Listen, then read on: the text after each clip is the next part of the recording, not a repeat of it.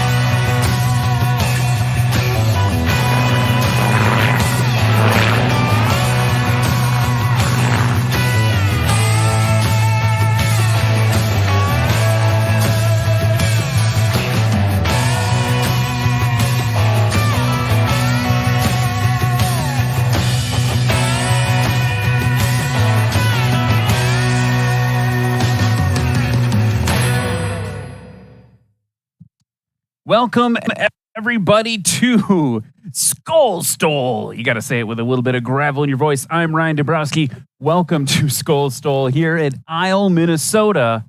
Man, it's National Stol time. We are getting ready for practice. It's time to get a practice in with everybody who's come from all over the country to compete here today. We've got some aircraft firing up, taxiing up, getting ready to go. I'm getting pumped. I'm getting super pumped, actually. We've already had a little bit of practice happening, and there's been some unique things flying around today. Some things maybe you haven't seen before. Some home builts, maybe a weird Polish airplane. A lot of really cool things to see today. Like I mentioned, we are in Isle, Minnesota. Restricted little private airfield here, cut out of the trees in the middle of the, I don't know if they call them the Northwoods here in Minnesota. We call them the Northwoods next door in Wisconsin. It's Mike Yankee 72 if you want to look at your sectional chart. We're at an elevation of 1,271 feet. And we've got it says fairgrass, but I would beg to differ. It's a beautiful, beautiful turf runway, grass runway here at Isle, 2,460 feet of delicious grass. I believe today we are operating off of 1-6. Tomorrow, the winds are forecasted to shift, and we'll be operating off of runway 34.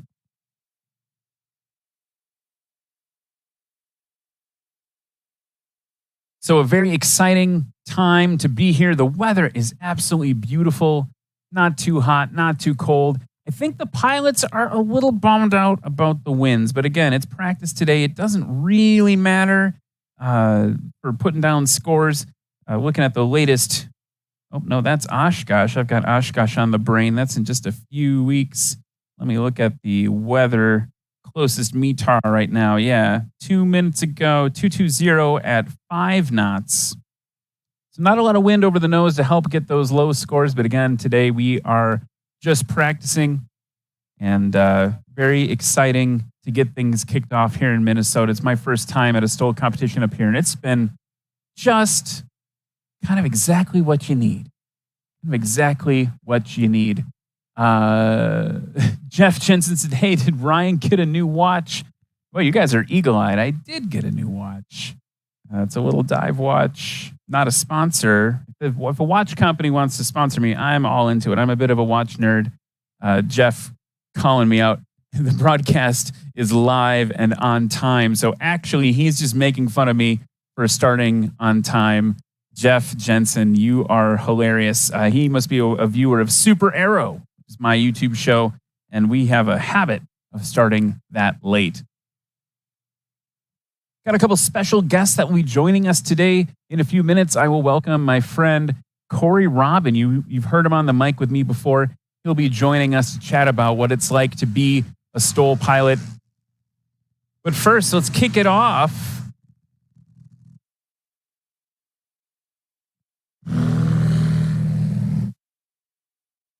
with some practice. Jeff Pohl and the Dirty Bird, 4311 Bravo, just taxiing by my booth. And I'm looking to see who that aircraft was that just took off. So during practice, a couple of things to keep in mind. Aircraft are not necessarily paired in their classes during practice. So tomorrow during competition, you'll see like aircraft that are similar to each other taking off together. Right? We do that from a safety perspective, but also from a competitive perspective. Today, they'll be practicing a little bit mashed up, depending on which competitors want to go practice and get a few rounds in, get a good sense of what the airport is like. So we're going to see more of that in a second. I see Jeff Pohl down there doing his run-up, getting ready to go. Let's talk a little bit about what National STOL is. Yeah, right now we're seeing winds 191 at 0, 2 knots, 1 knots. It's minimal wind down here, although I'm feeling a little bit of a gust come through the trailer right now. So the way National STOL works, if you're new here, let me give you a little bit of a tour of how it works. Basically, today you're going to see there's a line It's dictated by orange cones. Normally it's painted. You can see we actually have it painted and ready to go for tomorrow where the national STOL flags are. But today for practice, we're going to use those orange cones. Those are set back a little bit for safety to make sure there's enough run out distance on the landing for our pilots. Pilots will taxi up to the line. Lexi, our line judge there, you can see her standing at the line in that yellow vest. She will help them get positioned exactly where they need to be. Then they will give it full throttle, very exciting moment, up into the sky. And we, with our line judges, will be measuring the distance from the line to where their main wheels depart the ground. There are a couple little things that happen throughout a competition that I'll talk about that might modify the score, but basically we just take that distance and we measure it from the line to where they depart. Keep that in our back pocket. The aircraft makes a traffic pattern, a normal traffic pattern. They'll get on short final there. You'll see pilots will talk about all the different ways that they try to slow down their aircraft and get it exactly landed on a spot. It's like a spot landing competition at your home airport turned up to 11. They'll put those main wheels down as close to that line. So today during practice, those orange cones where Lexi's standing, they'll put the main wheels down as close to that as possible without going before it, without landing before it. If you land before it, you scratch. And then we measure the distance from the line to where their main wheels stop. We take the takeoff score that we put in our back pocket, we add it to the landing score, and that is our composite score for the round. And then at the end, it's just like a round of airplane golf. You just got to see who's got the lowest score.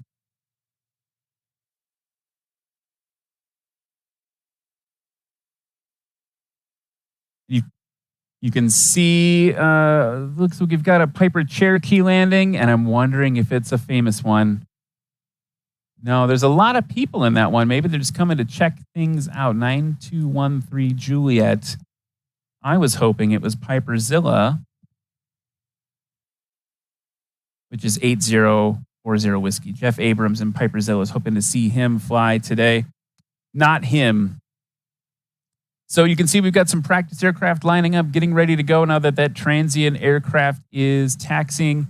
They're back taxiing, so I'm not sure if they're going to be going into the competition or if they are just visiting. Not a bad looking Cherokee. Could use a little paint on the nose.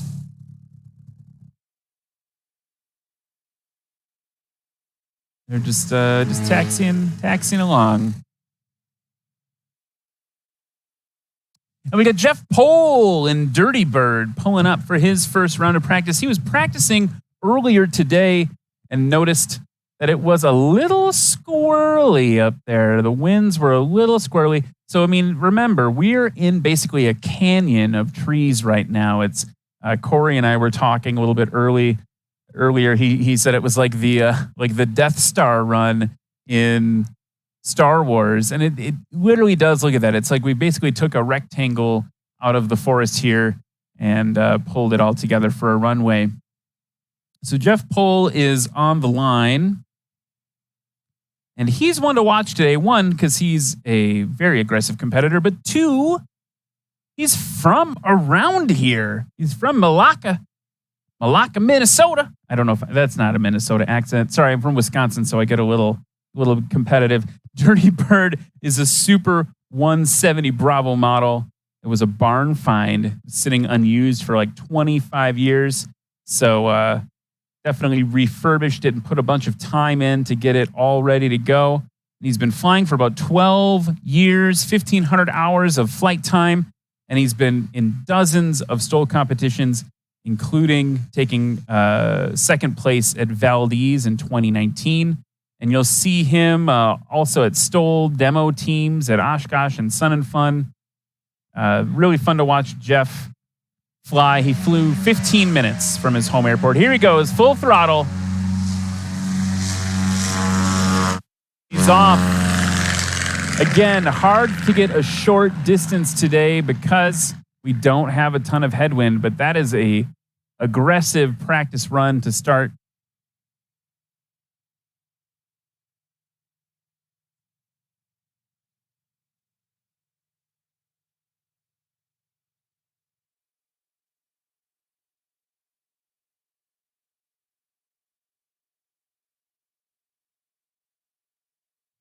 Jeff Pohl's aircraft is really exciting to watch too, because he has been modifying that aircraft within the rule set. So there's a certain amount of rules that the FAA applies to certificated aircraft. He's been modifying it against that. And my understanding is he's got a little bit of wing extensions hanging out there, making it getting a little more lift, which is going to help him slow down and shorten his distances. That's primarily because in his class, he's now fighting against, there was a class change this year in National STOL. In his class, he's now competing against Husky aircraft. And they're kind of, it's funny, right? I was talking to another 170 pilot who you'll see later, Michael Lindstrom, and he was saying, Huskies, it feels like they're kind of 601, half dozen of the other compared to the 170 in terms of the speeds they're coming in at. Maybe some of the models are a little bit faster. Some of the models are a little bit slower. But the Huskies do seem to have a little bit of an advantage right now in those landing distances. So I think, Jeff may be adding a little bit of wing area there to help combat and adjust to the Husky threat.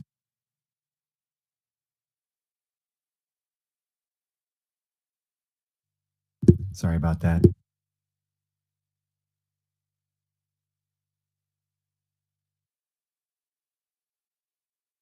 And as we watch the aircraft coming, here comes Jeff Pohl, Dirty Bird. Short, it looks like. Got the X from Lexi there.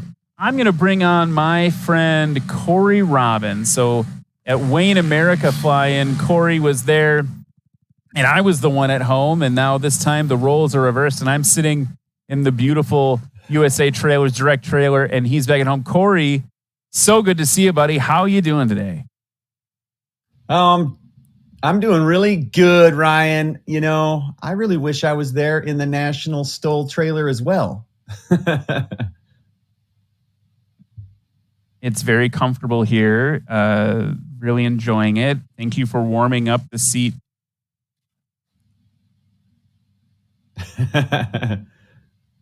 Oh, sorry. And as we're chatting here, Corey, it looks like we have a little bit of an impact here with Jeff Pohl in practice. He's hopping out of the aircraft. Looks like he ran over the runway marker. He's trying to fix it right now with his foot. And that is actually not the first time that's happened today, Corey. Sorry to interrupt, but it's not the first time it's happened. We've had a couple people put a tire on that thing. They're a little bit hard to see in a tail dragger.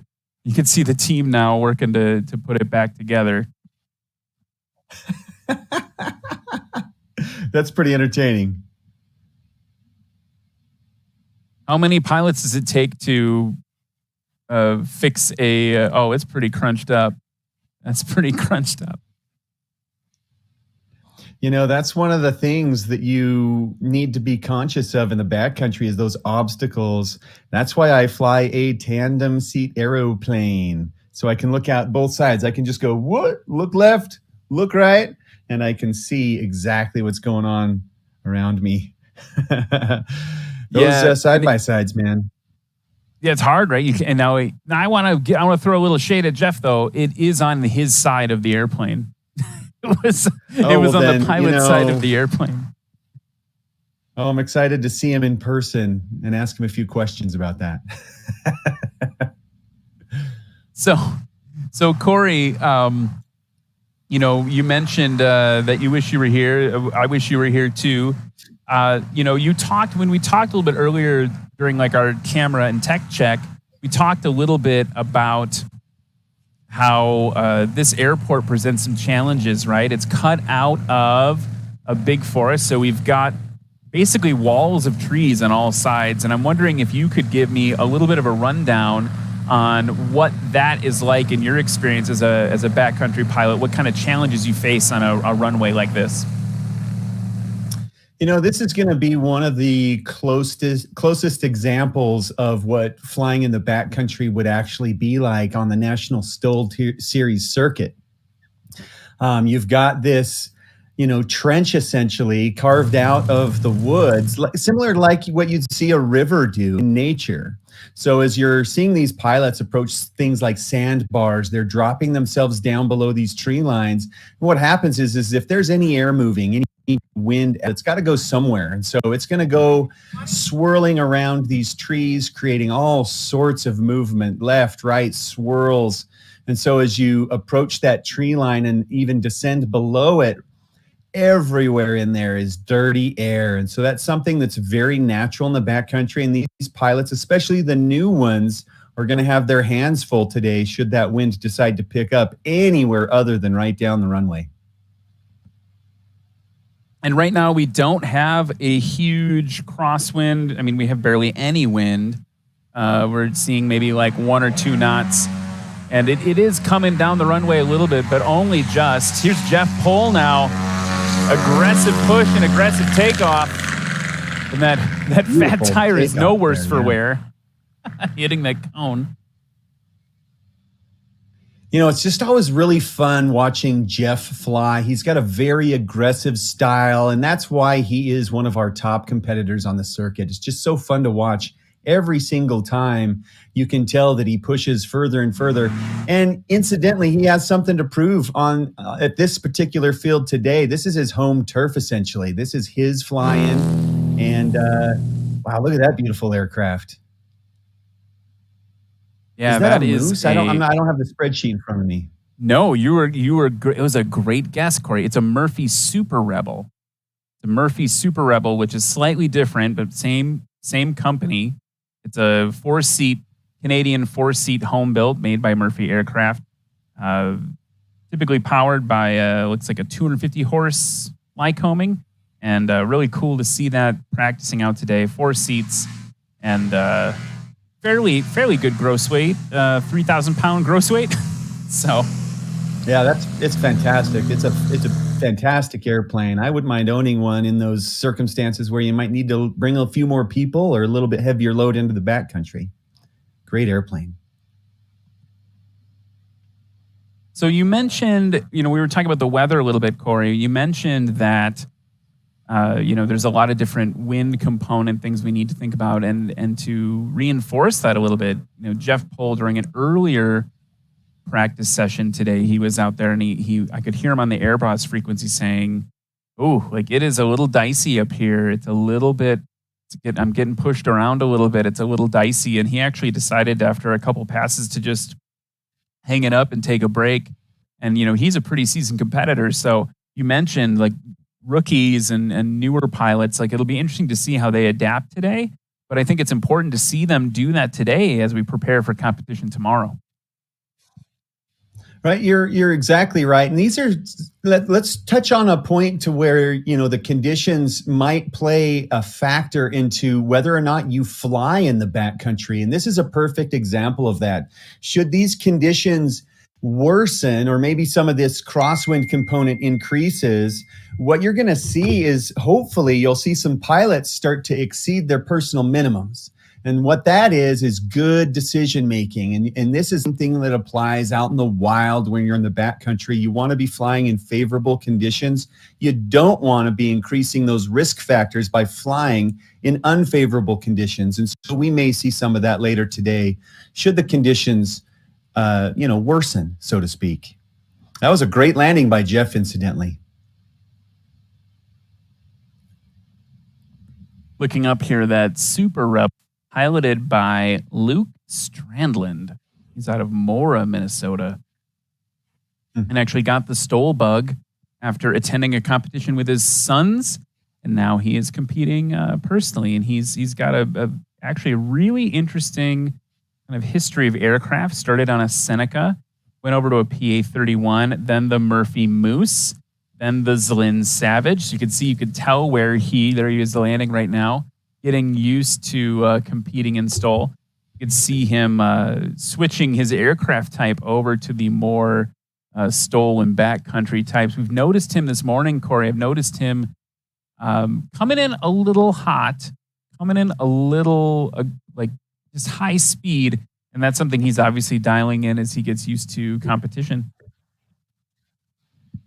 Yeah, you're exactly right. Especially in swirling conditions, it's a common practice for pilots to just increase the safety margins by increasing that airspeed a little bit.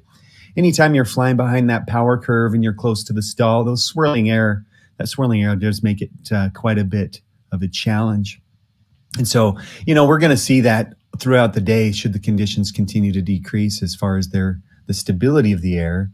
Here comes the beautiful Maul, one of the workhorses in the backcountry.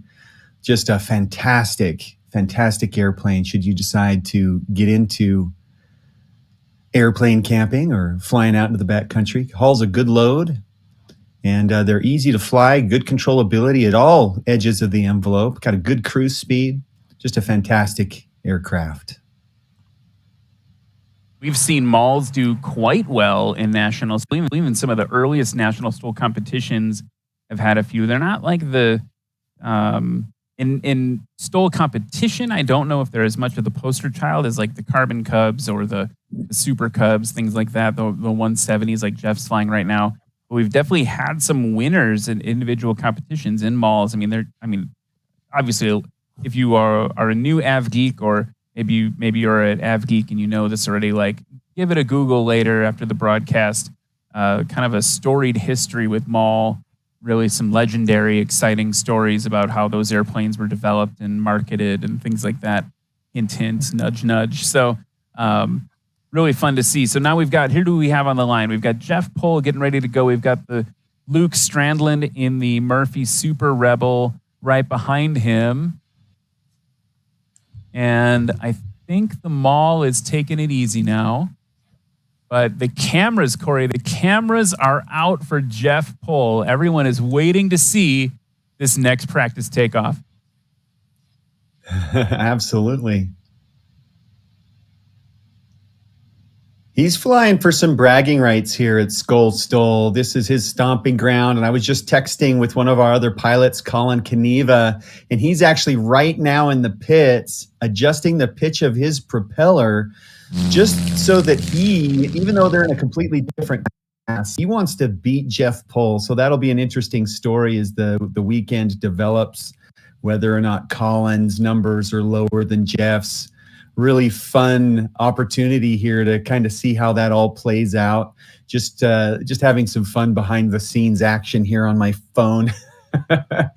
Makes it a lot of fun. And I viewers asking about Brandon. Colin is so aggressive about it. Yeah. Is Brandon Korn coming out this weekend? You started talking and I couldn't hear you over the deafening roar of the Super Rebel. He was something about Brandon Korn. Sorry. Yeah, one of the comments on the internet is asking if Brandon Korn is going to make it out to SKOL STOL this weekend. Is he on the roster? He is here. He's ready to go. I sat under the wing while he was enjoying some coffee today, this morning, as we all woke up on the field. And yeah, he is here and ready to go. And, the other person to talk about, if we're talking about Brandon Korn, is Warren Grobelar is here. And the two of them are locked in a grudge match in the touring class. And Brandon has been putting up time and time again all season, short numbers. And Warren, I think, and I don't want to speak for Warren, speaking of Brandon Korn, there he is, taxing by right now. Warren maybe actually having to fight for it. You got someone who's been just uber competitive and now actually having to defend his kind of titles against Brandon Korn. There he is in number 30, that gigantic Cessna 205. Yeah, it's really an exciting thing to see Brandon Korn bring out this big, this heavy, this traditional airplane that people really wouldn't consider a STOL aircraft, really put it through the paces. It's just such a fun thing to watch. And then going up and competing against these veterans that have been doing it for several years, like Warren Grobelar, which for me is kind of weird to call Warren a veteran, because I remember when he joined us as a 50-hour brand new pilot just a few years ago on our trip out to Oshkosh, and he brought such energy to our community, and it's just been so much fun to watch him advance and become a veteran. And Jeff putting in a pretty good landing there, pushing it pretty hard, but just a fun experience to see these heavy traditional airplanes come out and compete. And we've got an example right there on the screen. Jeff, that is a certified aircraft. You've got Brandon Korn in the Cessna 205. It looks like an everyman aircraft, the average airplane that you'd see out at the airport. And these are guys flying aircraft and demonstrating the capabilities of these certified airplanes that you can bring these airplanes out into the backcountry and have a great time. A lot of us do. I see more Cessna in the backcountry a lot of times than I see Piper Cubs. Yeah, I mean, I think the thing we talked earlier too is think about, I was hoping he was here and he's not, but Jeff Abrams, who's in this same class, the same touring class with Brandon and Warren, in a Cherokee 180. And when you look at the numbers, in the book, the pilot operating handbook for an airplane like that, I did my private pilot training, part of my private pilot training in a Piper Cherokee. And that's not a plane I walked away from in my training thinking like, oh, I could take this, into the backcountry. And then you've got pilots like Jeff Abrams showing us that, barring it, let's be real, the flying that you do in the backcountry, Corey, is very different than the flying you could probably do in a Cherokee 180. But in terms of the actual wing and what it can do, the aircraft, what it can do, maybe landing gear notwithstanding, you can really put it into some exciting spots all over the world. So just kind of an exciting thing to see. You said every man, every woman aircraft here, largely, like something like the Super Rebel that just taxied by, maybe a little more specialized, being a home built. But here's Brandon Korn now. Lexi's got them all lined up. It's always fun to watch him take off. Here he goes.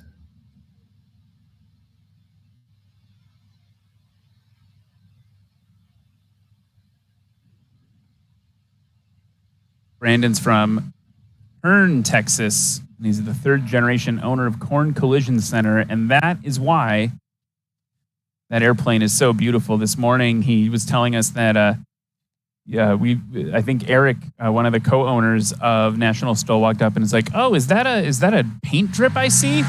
And Brandon said, well, there are one or two, but I'm not going to tell you where they are. Look at him go now, getting that tail dug into the turf. And you can tell the conditions are not favoring these pilots today. That is a much longer takeoff roll than what we're used to seeing from Brandon Korn. It's a lot shorter than you'd see from the average Cessna, mind you. But that is definitely a definite testament to what these conditions are doing to the takeoffs and landings here today. As Jeff makes his way up to the line, you'll see the contrast here.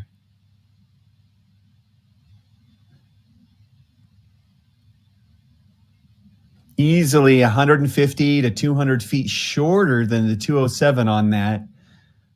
Power to weight ratio becoming a thing. The wing loading is a big deal in STOL. And you just can't escape science and the physics of STOL. The lighter aircraft with that lighter wing loading are just simply going to do better. Better thrust to weight ratio means they're going to accelerate and take off quicker. Here's that beautiful Rebel. White and red. That's a great contrast against the sky.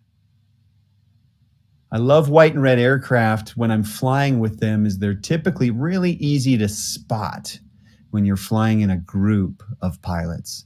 Or if you're flying search and rescue, it's typically a pretty easy color to spot as well. It's very different than your airplane, which has a reputation for being impossible to spot. Yeah, that's the story behind Ghost, right? The flying with my Flying Cowboys friends, Mark Patey mentioned as I was in a loose formation with him on the way to the High Sierra fly-in one year that my airplane keeps disappearing like a ghost. And so that's where the orange leading edge decals and a lot of the orange accents came from on my aircraft, is really for safety and visibility, because I like to often fly with my friends, and it's just a good idea to increase the safety margins. Takes your eyes off and your mind off of having to think about the safety aspect so much, and you can kind of have a little more bandwidth in your brain bucket for enjoying the process and enjoying the reason why you're out there in the first place. Here's Brandon Korn A little bit of a balloon there, flying it way long on his landing. I think he'll probably opt for a go-around. You are absolutely correct. He did opt for a go-around on that one. We don't have as much room for practice today due to the light winds, trying to get into the winds. We don't have as much room in this direction as we do in the other. Here's Warren Grobelar now taxiing past. And I'm going to quick talk about some sponsors. We have some sponsors that make this possible. Of course, the first people we need to thank are the viewers at home and the viewers here in Isle, Minnesota, here at SKOL STOL. We thank you very much for coming out today, everybody. Checking out practice. Hope to see you tomorrow. But let's talk about some of our sponsors. First, we have to talk about Ladd Gardner Insurance. They've been a partner of National STOL since the beginning. They've got excellent customer service and coverage. Check out their logo on the event shirt sleeves. So Ladd Gardner Insurance is aviation protected. There's Jeff Pohl now getting another one in.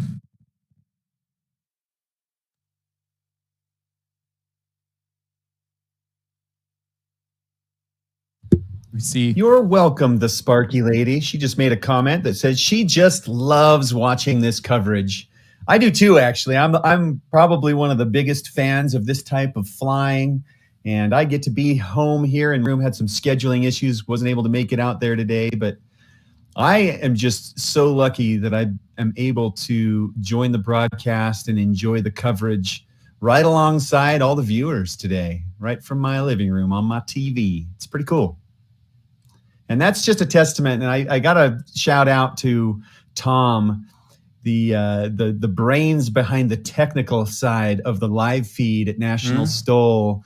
He does not get enough accolades, at least from the public, or at least on these live feeds. I got to give a shout out to Tom and really express I'm just impressed with the quality of these broadcasts and, the consistency and how it just keeps getting better and better every single time. It seems like the infrastructure, and they just keep building something new. This is something new. The ability to broadcast from home is something they've recently added this season, which is really cool. But, the team, the whole team, you got Reese there on the side of the screen walking around. He's one of the hardest working creators in aviation, just constantly busting his chops and, working really hard to bring STOL to the masses. And that's a testament to the whole team. I'm going to gush a little bit because it's a family operation. It's everybody and their wives and their kids, up on the top of the trailer. I bet you've got August Farewell standing up there on top of the trailer, operating one of the cameras, one of the Eric Farewell's son. You would be right. It's really fun to see the whole family come out and bring this kind of coverage to you and support what us, the pilots, really, really love. And so, from the bottom of my heart, personally, I just want to thank the whole National STOL team. Just amazing, and for what they bring to the table in our communities, just really special. There's just not a lot of this kind of amazing, there's not financial compensation. They're not pocketing a bunch of cash from this. They're, this is just amazing coverage. Brandon Korn putting in a good, respectable landing there, especially considering his last approach. But just to put a bow on the gushing and the raving about National STOL, let me just finish by saying, Eric, Tom, love you guys. Appreciate what you bring to the crew, and everybody else on the National STOL team. Love you. Can't appreciate you enough. Can't thank you enough for all you're bringing to the table. While we're gushing, I'm going to gush about Legend Aircraft. So how's that for a segue? So Legend Aircraft, we have to thank another one of our sponsors. You will not see any Legend Aircraft here at SKOL STOL, but we need to thank them. Legend Aircraft, it's not your grandfather's Cub. They are the sponsor, the presenting sponsor for Lone Star STOL, which is just a little bit later this year. So you're going to be in Texas for Lone Star STOL. Check out the dates, nationalstol.com. Legend Aircraft couldn't do this without you.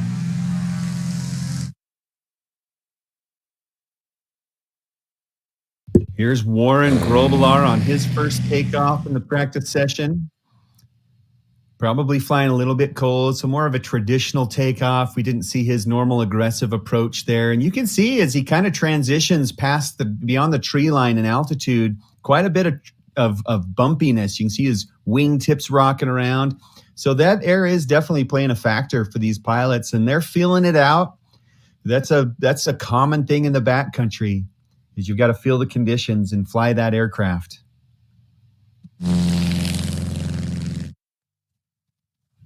Jeff Pohl kind of milking the flaps out as he gets out. He's feeling a little more comfortable, I think, because he's had a few more runs than Warren is. Warren's this is his first time out today in practice. Got to mention Warren. He's got that MT prop from McFarlane Aviation on it. Really hearing that bite into the air. Here comes the Murphy Super Rebel now.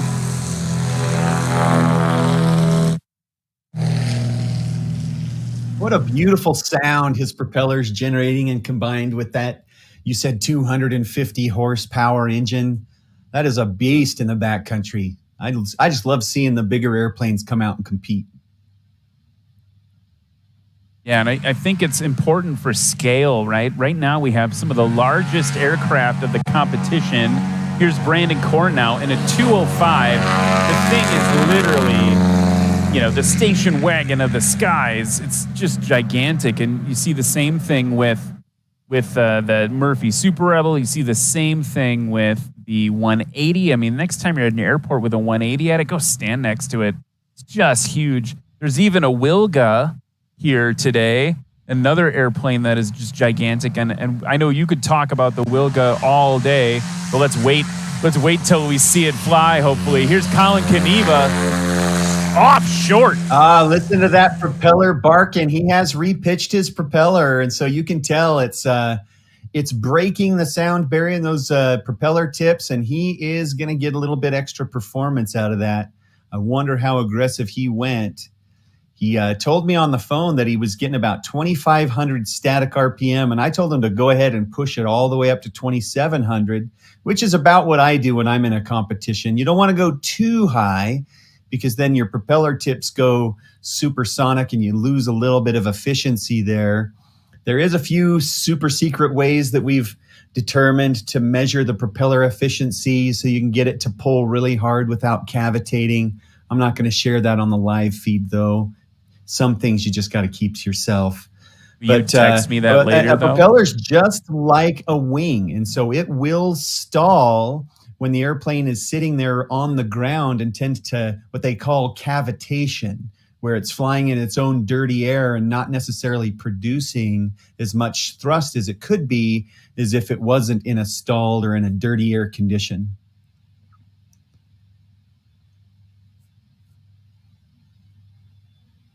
And that was a challenging landing. You could tell by Jeff just really working hard on the controls. One of the things as a spectator that you should focus on as these aircraft are approaching and about to land is watch the tail surfaces of the aircraft. Those are the primary flight controls, other than the power, that you use when you're in slow flight. You don't want to use your ailerons as much. But if you were watching Jeff Pohl's ailerons there, or his rudder and his elevator there, he was really working hard to get that thing to the line and then ended up in a scratch situation. So let's watch the elevator specifically. You can see it very well from this angle on the Rebel. That was very good. That was a scratch, unfortunately, called by Lexi there. You'll see her with her hands in an X there. So scratch, but yeah, like in general, and Corey, I got to tell you, in the Super Rebel, let me go the pilot information here. Luke Strandland,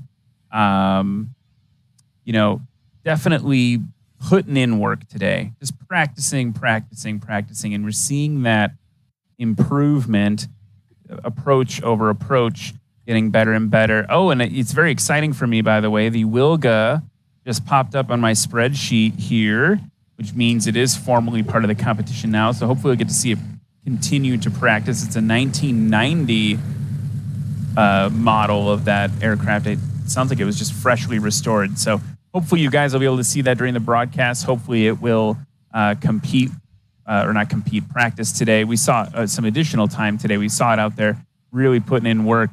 Just a giant airplane, and really fun to see something rare like that. Here's Brandon Korn now, waving the checkered flag there because it's good from Lexi, and he's heavy on the brakes. Look at those wheels just totally locked up, kicking up all that dust and dirt.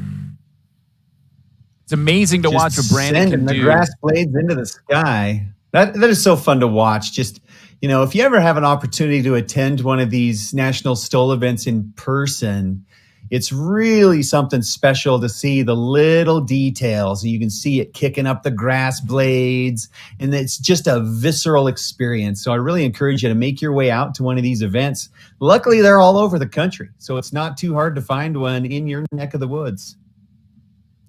Speaking of finding us all over the country, you can find us next in just a few short weeks in Hartford, Wisconsin for Sodbusters, which is just the weekend right before Oshkosh. So if you're headed to EAA's Air Venture, also known as Oshkosh, the world's largest air show, busiest airport in the world that week, in my neck of the woods in Wisconsin.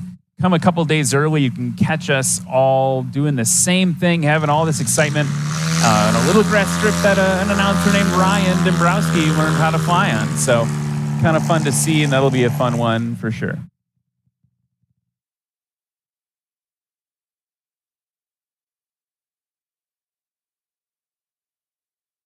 Wind's still really low now, 0 knots, maybe 1 knot.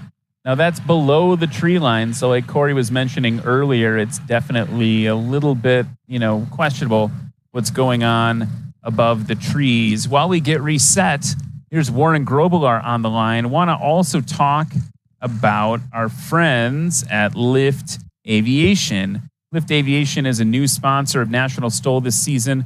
Their love for flying drives them to deliver only the finest in aviation products to the market. Lift Aviation is bridging the gap and making products that are stronger and lighter that you can trust. If you're in aisle right now, walk over to the merch booth, and if while you're picking up a SKOL STOL shirt, be sure to check out Lift Aviation's helmet. They've got a helmet on display there. We're giving away those helmets to the annual champion in each class, but they also provide shoes, knee boards, flight caps, prizes that each of the class winners win at each competition. So thank you, Lift Aviation USA, for that. And look at this stacked lineup now of big airplanes.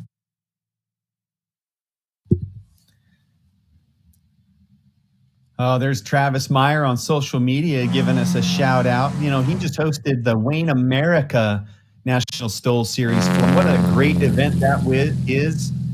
We had such a great time in Nebraska, and can't wait to meet up here in just a couple of weeks in Wisconsin. I'll be flying in an entire crew of STOL airplanes. I think by the time we get to Wisconsin, we're probably going to have 20 airplanes in the crew. Several of the competitors.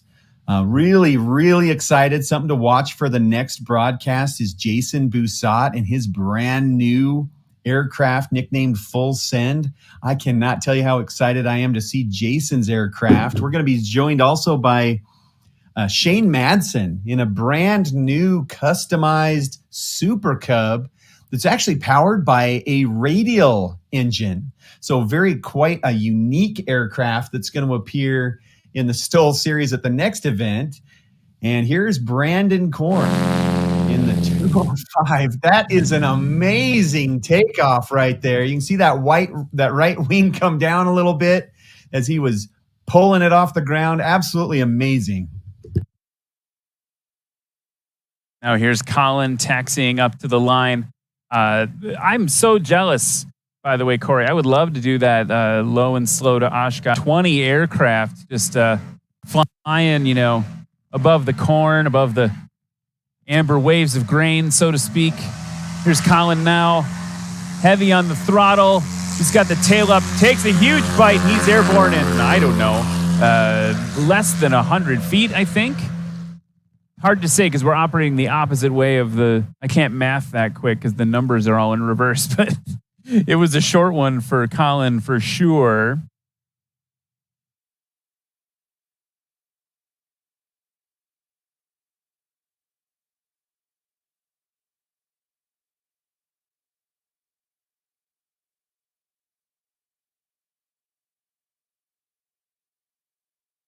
There's Jeff Daly now taking off in that PA-11, another one of the Piper kind of Cub style aircraft, all the way from Arthur, Nebraska. Cool to see him getting some work in. And while they're coming around, why don't I talk a little bit more about another sponsor? We should talk about Rugged Radios. So Rugged Radios, background in off-roading and motorsport racing. Rugged Radios are designed for dependable communication in any environment. Their products are actually helping our air bosses, line judges, and staff communicate, keeping every National STOL event running safely, efficiently, and accurately. So check out Rugged Radios. They've got aviation products as well, headsets, things like that. Here comes Warren Grobelar now, just over the line. Got the checkered flag from Lexi. He's high on the tail there. And that's something that Warren is not afraid to do. Absolutely fantastic landing, just showing his aggressive style. Warren is a fan favorite for that reason. Just flies it like he STOL stole it. He really does. He's not afraid to give it the beans. It's really fun to watch him fly. Trying to get him attention. Notice me, Warren. Notice me. I'm a little bit of a fan.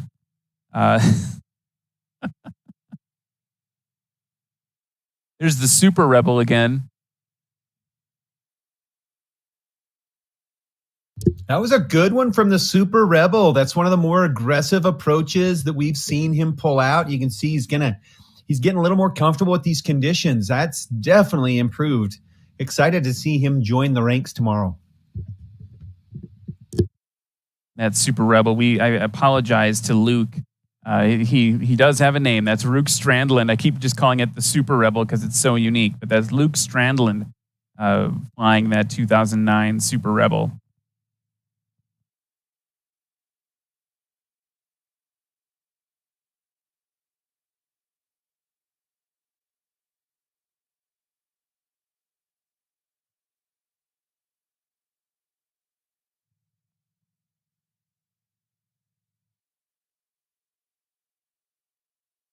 While Luke and Warren taxi, we've got Brandon Korn popping out behind some wings. He's good on that one as well. And another one is not afraid to flex those gear. You see the main gear of that Cessna 205, that kind of classic Cessna spring style gear. And oh man, have we seen Brandon really make those gear work throughout the season. He's had a couple that maybe he wasn't happy about, but we were excited to see because it was so exciting to watch them really work for him.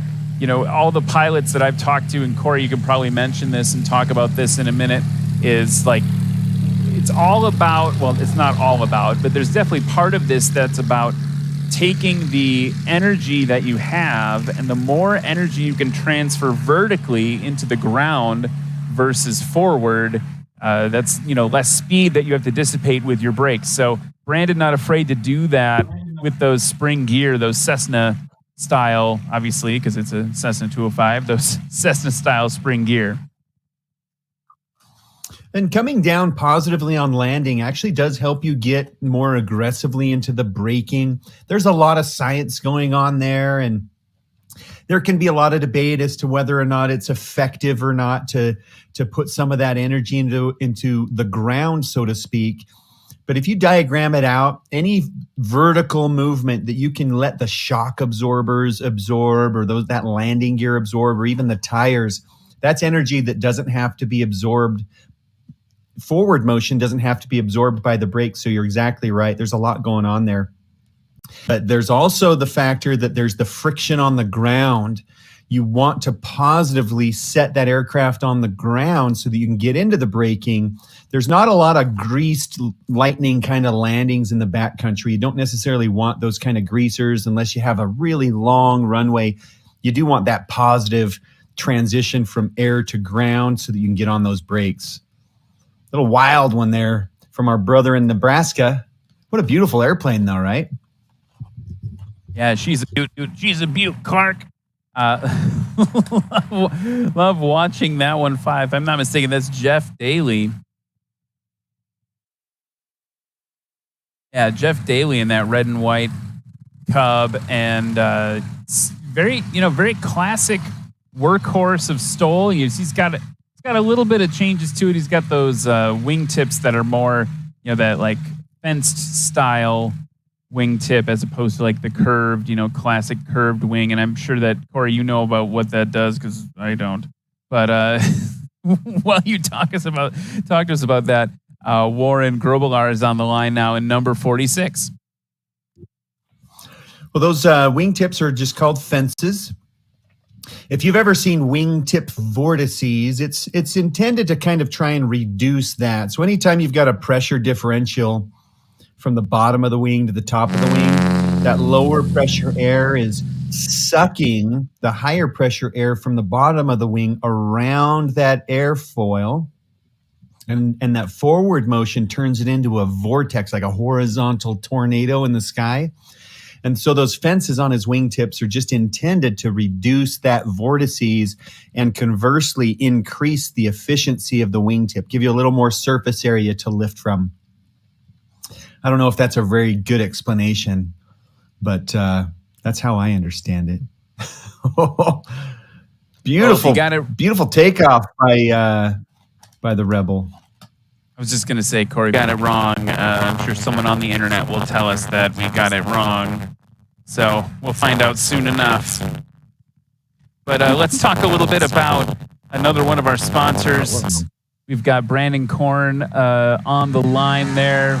We'll listen to the roar of the mighty 205 here, and then we'll talk about, wow, come on, there he goes. He's off. He gives it. He always pulls real hard.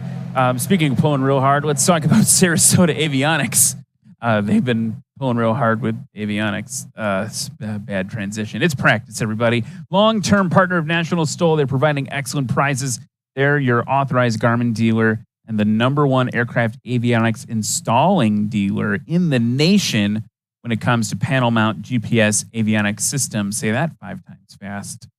So they've got upfront pricing, superior service, and expert consultations. This is your one-stop shop for your next avionics upgrade.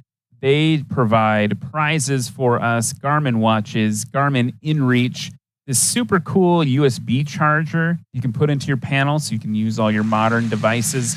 That's all from Sarasota Avionics. I don't think, Corey, that Jeff Daly probably has one of those USB-C things in the panel of that PA-11.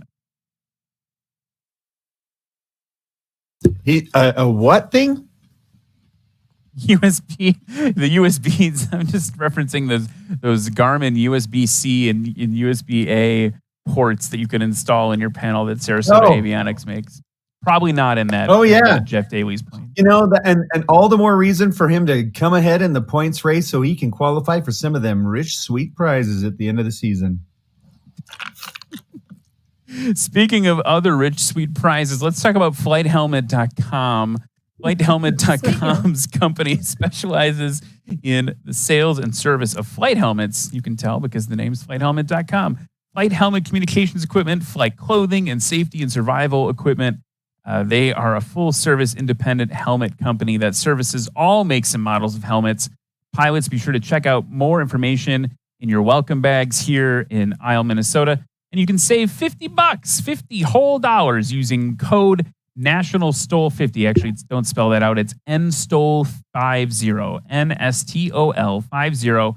And go to flightheLmet.com/pages/national-stol.html. Just search for it. But NSTOL50, $50 off your purchase at flighthelmet.com. You can fly with safety and comfort and leave the noise behind. And if you're here in Isle, check out the sample on display in the merch booth. And I wish I had one here to try. And normally you do that, Corey. When we're together, you're the guy putting on the helmets on your beautiful melon. And I don't have them here to try on my head. Maybe I'll get that sorted out for tomorrow so we can see what they look like on maybe a little wider face.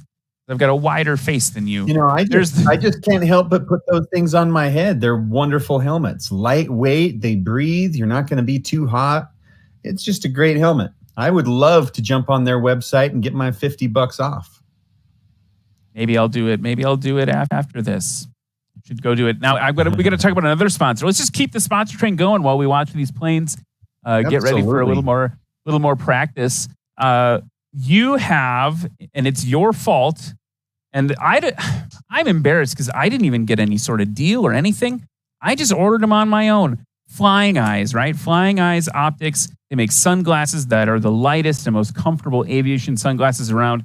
They're a returning sponsor, and our staff and participants here at National STOL can attest to the quality of their products. So consider supporting National STOL and save 10% at Flying Eyes using the coupon code National STOL. Guess who didn't do that and just ordered National STOL glasses 2 days ago? It's me. I ordered prescription glasses from Flying Eyes. Prescription glasses from Flying Eyes. Did not use the coupon code, even though I announced for National STOL. Maybe if someone at Flying Eyes can fix that for me, that would be great. But I ordered the glasses. Whoa, Brandon Korn. Whoa. Wow. Coming in on that nose wheel.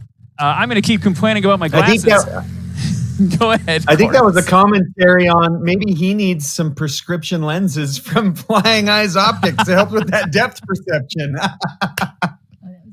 So long story short, I think I ordered them. I got the glasses with the magnetic clip-ons, so I can so when they come, I'll have prescription glasses that fit under my headset, are really great, and then they clip on the sunglasses because you don't want to. It's always kind of annoying to have two pairs, and so I did that, Flying Eyes, but I didn't even use coupon code National STOL when I ordered them, and that's a real drag for me personally. But I'm excited to get them. I think they're going to be super comfortable. I'm excited to try them.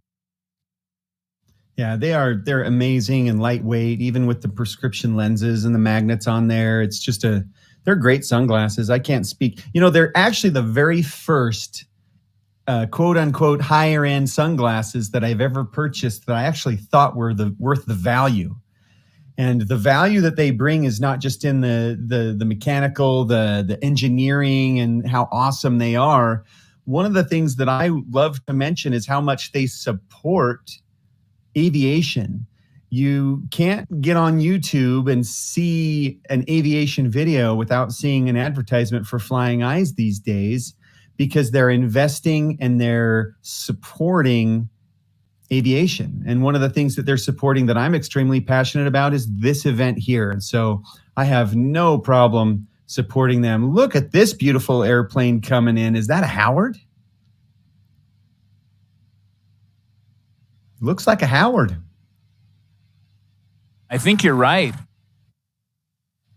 Yeah, that's a beauty. Yeah, what a beautiful classic era airplane, the Howard. I had the opportunity to fly one, 15 years ago or so. We actually loaded up 2 full-size motorcycles into the back. And a friend of mine and I went to Colorado, went motorcycling one afternoon in his Howard. Just an amazing and quite large, surprisingly large aircraft. Just a beautiful sample of the ingenuity from the classic era of aviation. I'm looking out the trailer window to see where it went because I just want to look at it one more time. But it's out there. It's out there, that beautiful Howard. Let's look at the lineup again. Look at who is back for more on the front line there, getting ready to launch. It's Luke Strandlund in the Super Rebel. Behind him, Brandon Korn in the 205. And new to practice today, it's Scott Sweet in that 1974 Belanca Scout. Which, if you need to know, American champion aircraft, Belanca aircraft, all have weird model identifiers. It's the 8 GCBC.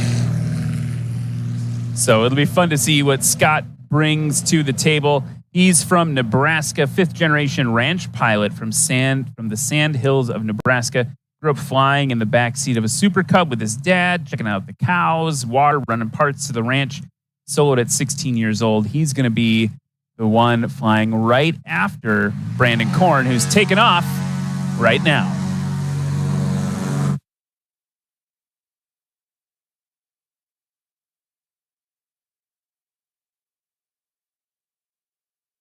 Now, I just really love watching Brandon Korn take off. Every time he does, I can't help but imagine him taking that airplane into the backcountry, maybe flying it in the Brazos there in Texas, finding some sandbars, taking the family on some amazingly epic camping trips.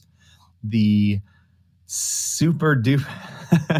We're seeing a clear direct resources on the social media in with the shout out. Thanks for joining us on National Stol.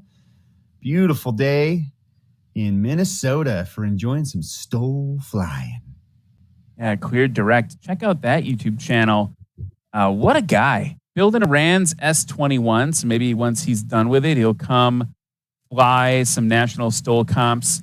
But also, just like, yeah, I got a honest to goodness American hero, like former F-15 fighter pilot, now flying for the airlines, and even he was on my show, Corey.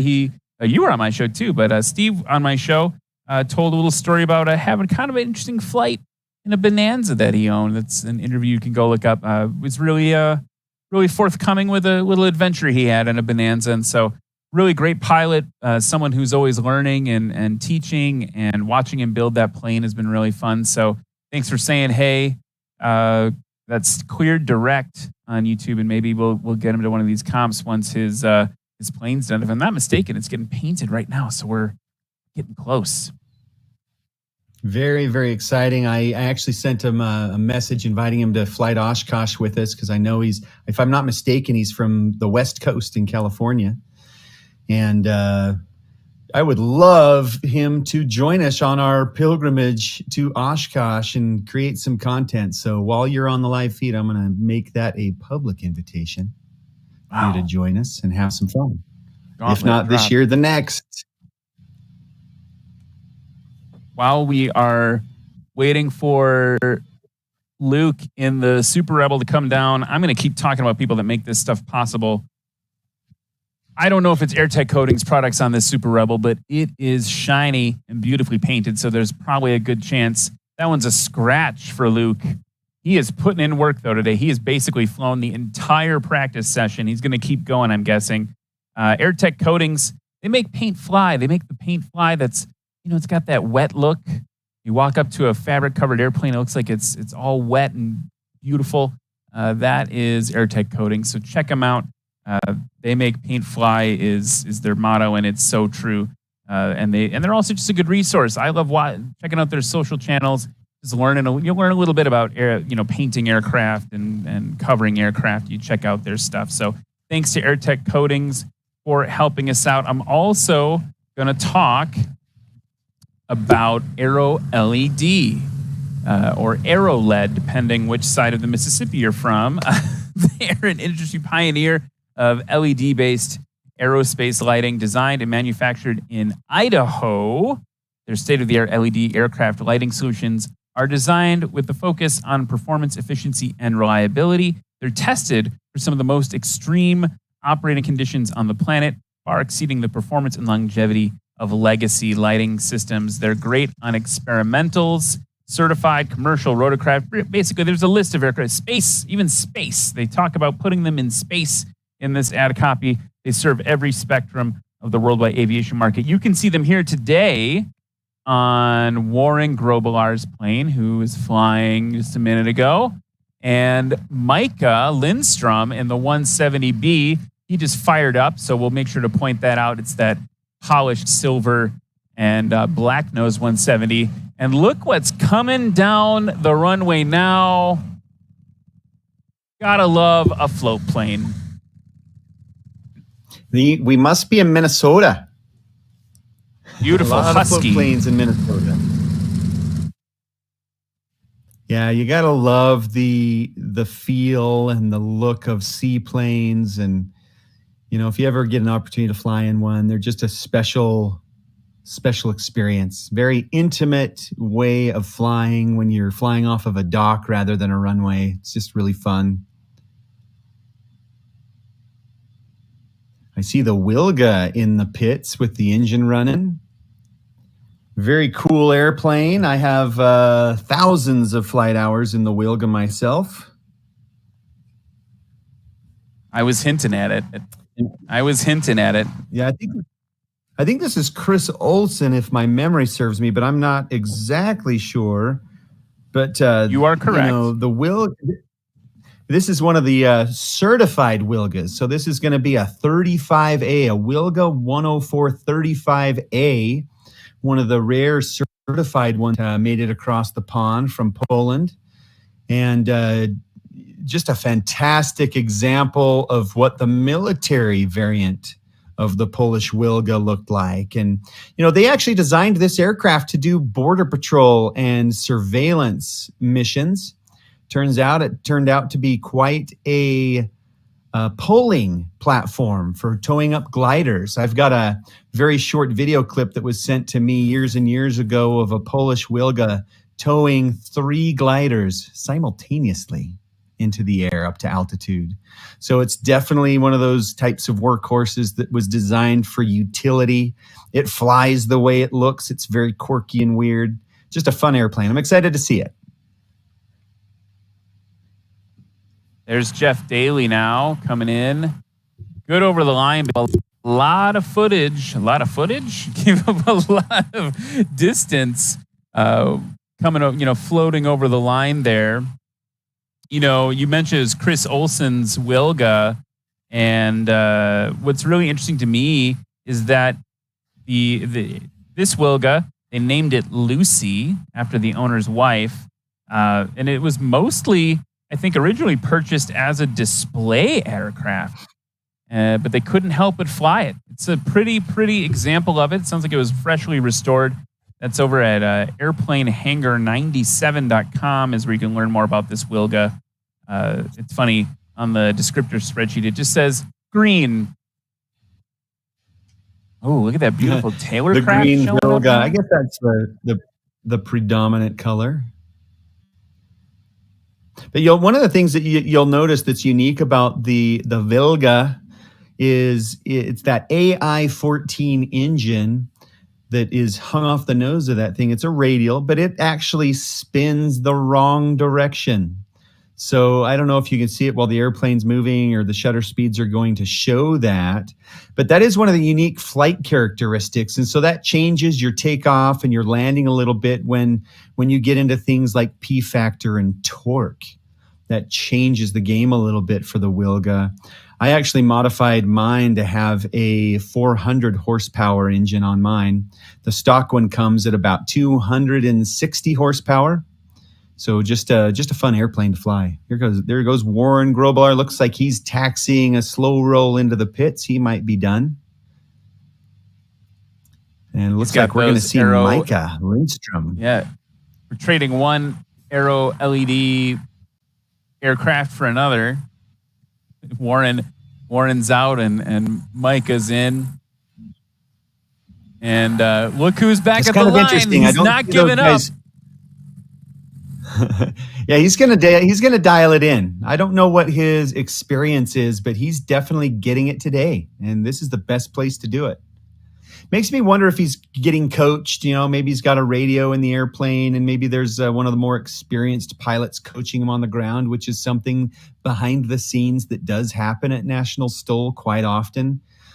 During the Wayne America fly-in, I was on the radio coaching a couple of the pilots through their first competition, just kind of explaining, helping them refine their approach, refine their takeoff techniques. So that's very common to happen for some of these newer pilots, to get an experienced pilot to help them out.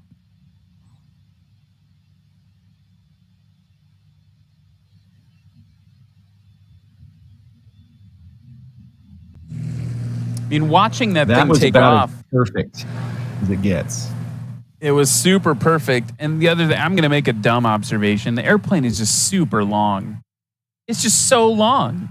It continues on forever. Here's Micah now up on the line, rocking that MT prop.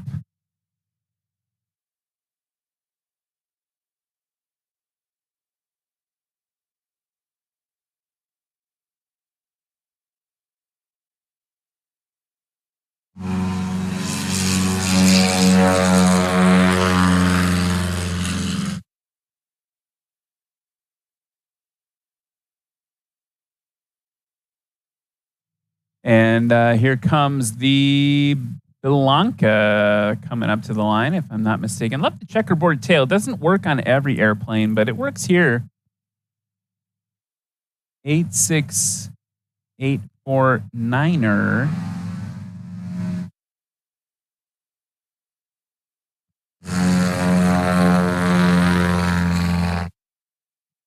That's Scott Sweet in that 1974 Blanca Scout. He'll be competing against Jeff Pohl and Michael Lindstrom. And now here's the Wilga, Christopher Olson. Wilga on the line. I have been gushing all over this thing all day because it's so cool.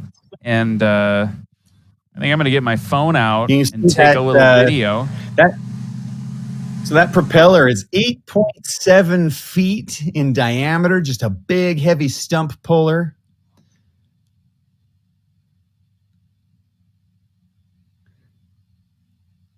Just an amazing aircraft in every way, even though they don't perform,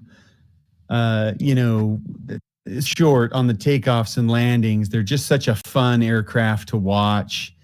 You can see that giant US 11000. That's the serial number of the propeller, but not serial number, but model. Just an amazing aircraft. That trailing link landing gear that's found common in airliners really smooths out your landings.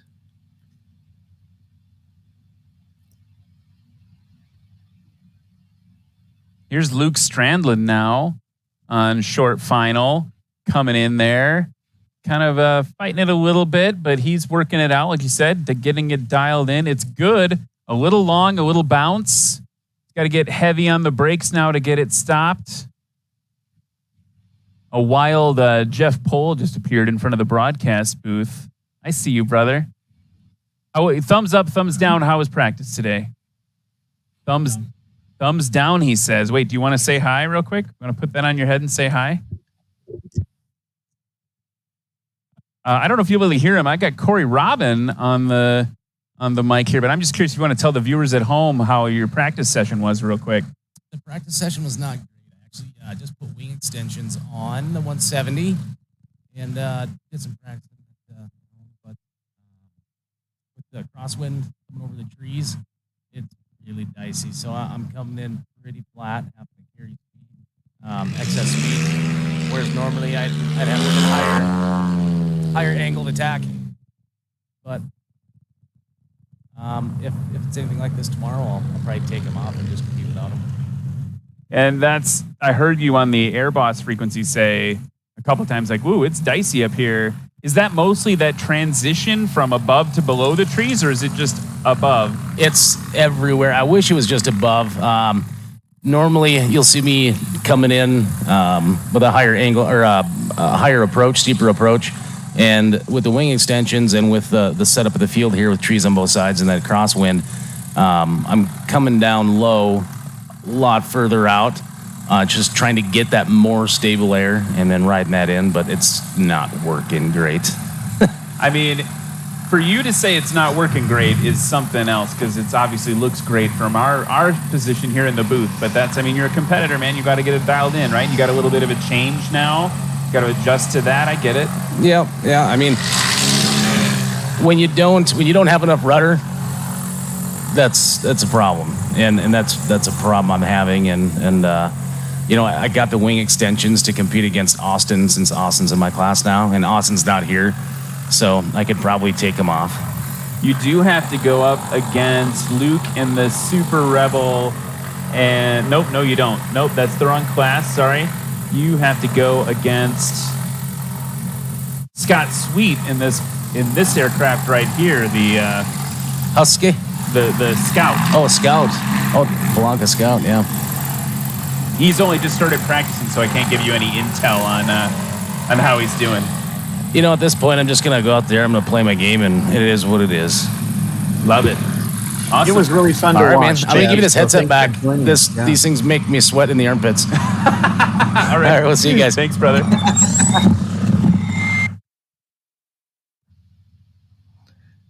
As we saw that beautiful Wilga come in for a nice landing, you see the trailing link landing gear absorbing all that energy. Just a lot of fun to watch. So much fun. I might be a big enough Wilga nerd to be brave enough to ask that pilot if I can sit in that thing later today. Oh yeah, absolutely. Fanboying over here. You have to climb up into them. It's an amazing experience. They're, with the stock wheels, that wing is still like 8 feet off the ground. It's so high up there. When I finally put the big 35-inch bush wheels on mine, I think I was 9 feet, almost 10 feet in the air. It's a crazy large airplane. It's way bigger than it looks. And it looks big. It looks big to me. I'm going to make the worst dad joke transition ever. Something else that's big is Flight Outfitters, the support that they have for National STOL. It's really big. It's a lot bigger than it looks. They've got bags, knee boards, and accessories. All the items in the Flight Outfitters line are driven by their owner, Mark, his enthusiasm for flying and for making sure that each product that each product can help you pilot your own adventure. Now available, you can check out exclusive National STOL jackets and a customized landing page. It's available to our pilots through Flight Outfitters. Flight Outfitters, pilot your own adventure. They've got prizes for the first through third place class winners at every competition. We can't thank Flight Outfitters enough for that.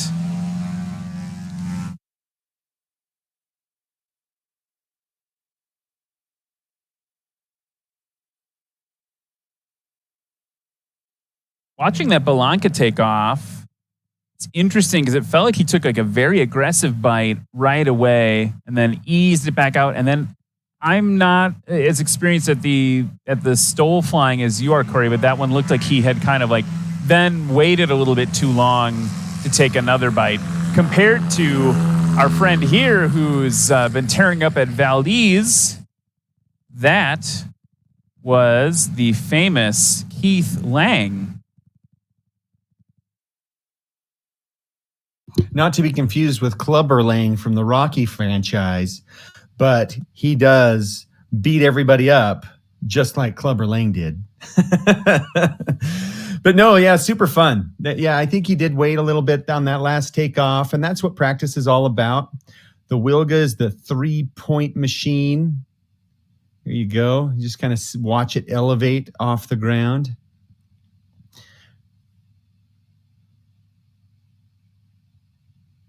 It just is such a unique looking aircraft.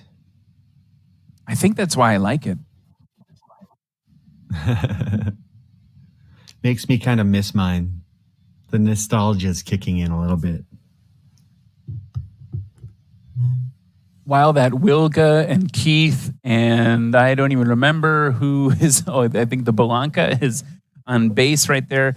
I got to also talk about a couple other of our sponsors. We've got Avination. They're a publication focusing on stories of youth in aviation.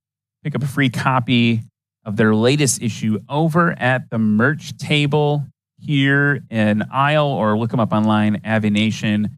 Committee Coffee. We also got to talk about them. They're small batch coffee. They make specialty coffee more accessible to the everyday consumer. Man, there's Luke. Just practice. So Committee Coffee, they're law enforcement owned, brand new sponsor. Use coupon code STOL, STOL, when making your purchase at committeecoffee.com. So again, a lot of great sponsors that help the series just come together, and we can't do it without them. I know that we've been reading a lot of underwritings today, but it takes a lot to put something like this on. We've got so many people that come in from all over the country to help, and it's a lot of gas, it's a lot of cameras, it's a lot of batteries, it's a lot of Starlink. I'm looking at 2 Starlink systems that are helping me talk to Corey right now. Here's Micah Lindstrom now, good over the line, bouncing, brakes locked up. That was beautiful. That was a heck of a first landing from Micah right there. And going back, I want to talk a little bit as well about how important these sponsors are. As you can tell, there's only a handful of them supporting this event. And if you own an aviation business and you want to be featured on this broadcast and also featured live at the event on the grounds and get your product in front of great people, do it. Our community supports you, and we want to support you as you support us.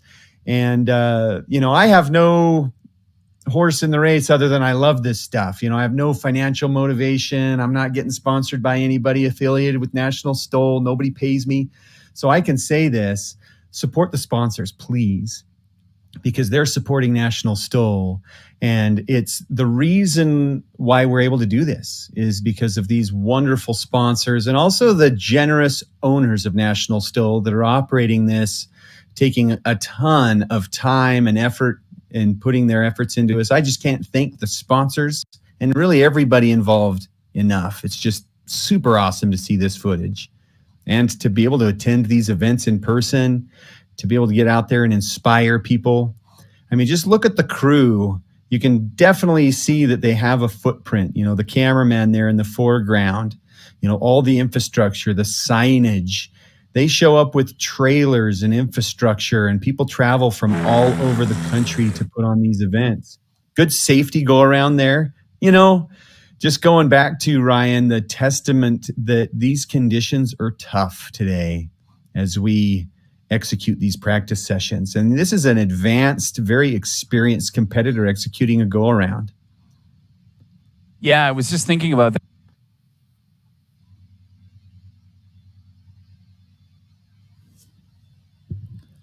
I think Ryan is cut out on the audio.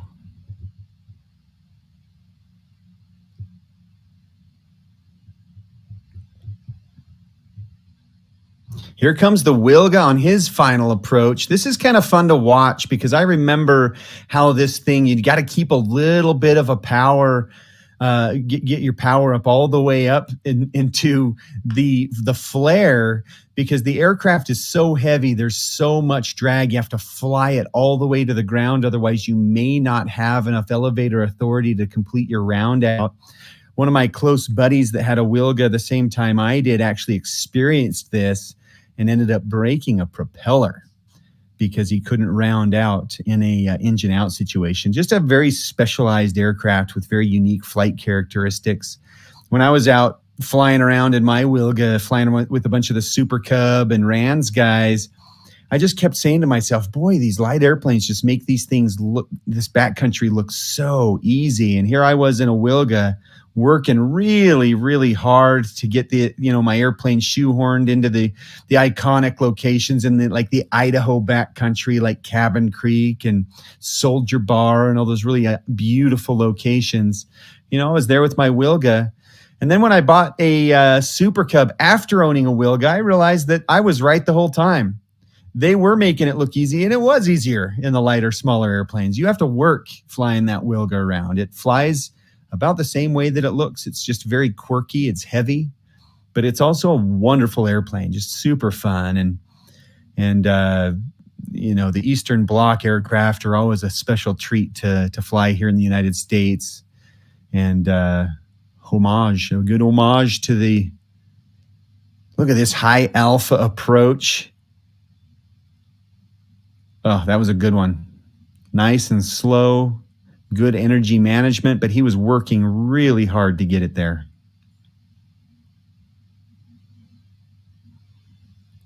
We're having a little bit of, looks like a technical issue with Ryan's audio. He'll join us in just a moment as these aircraft make their way around. Just a really fun, beautiful day in Minnesota. It looks like the winds are kind of just swirling around. There's not much wind to speak of, which I think the pilots are probably not too happy about that. We like to see a little bit of wind in these competitions.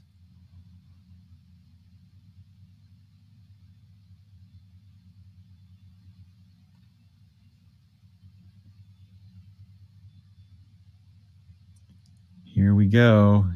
Just waiting on approval from the air boss to start his takeoff.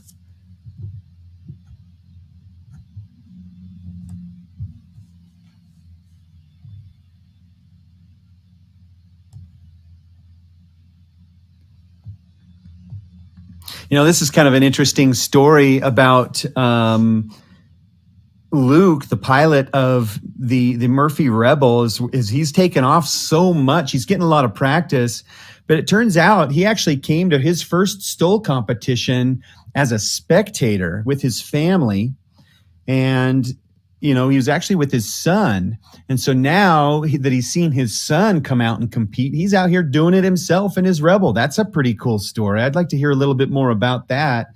I'd love to meet this pilot. I'll probably, if he's at a Sodbusters in a couple of weeks in Wisconsin, I'll definitely approach him and get more of that story.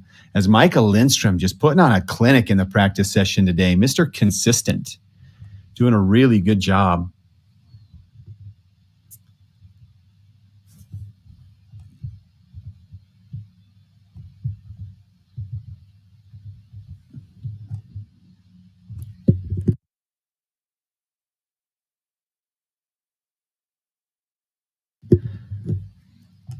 All right, looks like here we go for the Super Cub. This is Keith. Keith is such a great stick. You can see he's refined his technique. Watch those flaps come down as he rotates, and he leaps into the air, repelling the surface. He's been flying aircraft his whole dang life. I mean, I think this guy, if you cut him, he'd probably bleed avgas. He's owned over 27 aircraft. I've owned 6, and I thought that was a high number. But he's also flown. He's got logbook entries for 60 different types of aircraft. Just a really fun and experienced pilot on the circuit. And there goes the Wilga again. I'd love to figure out some background information, a little bit more information about Chris and what he's doing over there. So I might visit his website. It's a 1990, so really a new Wilga 35. Mine was a 1983. And so I had an airplane that was falling apart at the seams. Plus mine was kind of a demilitarized Wilga that was imported as an experimental exhibition. So I had a little bit different platform to start out with. And here, the Super Rebel and Luke.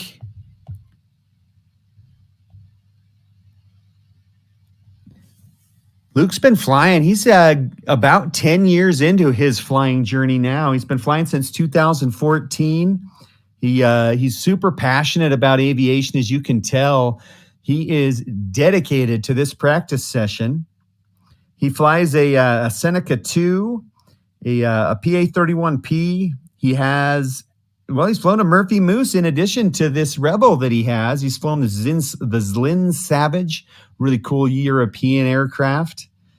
And just currently really enjoying the heck out of this beautiful red and white Rebel, which we're enjoying his performance in his practice session today. Really grateful to see him. Good example of the some of the STOL modifications, the wingtip on there, and the vortices generators on the leading edge of the wing. Really great. We're going to go to a commercial break. We'll be back in about 15 seconds to see if we can bring back Ryan. We're having a little bit of a technical issue with him, so we're going to reboot something. We'll be back in about 15 seconds after a brief break.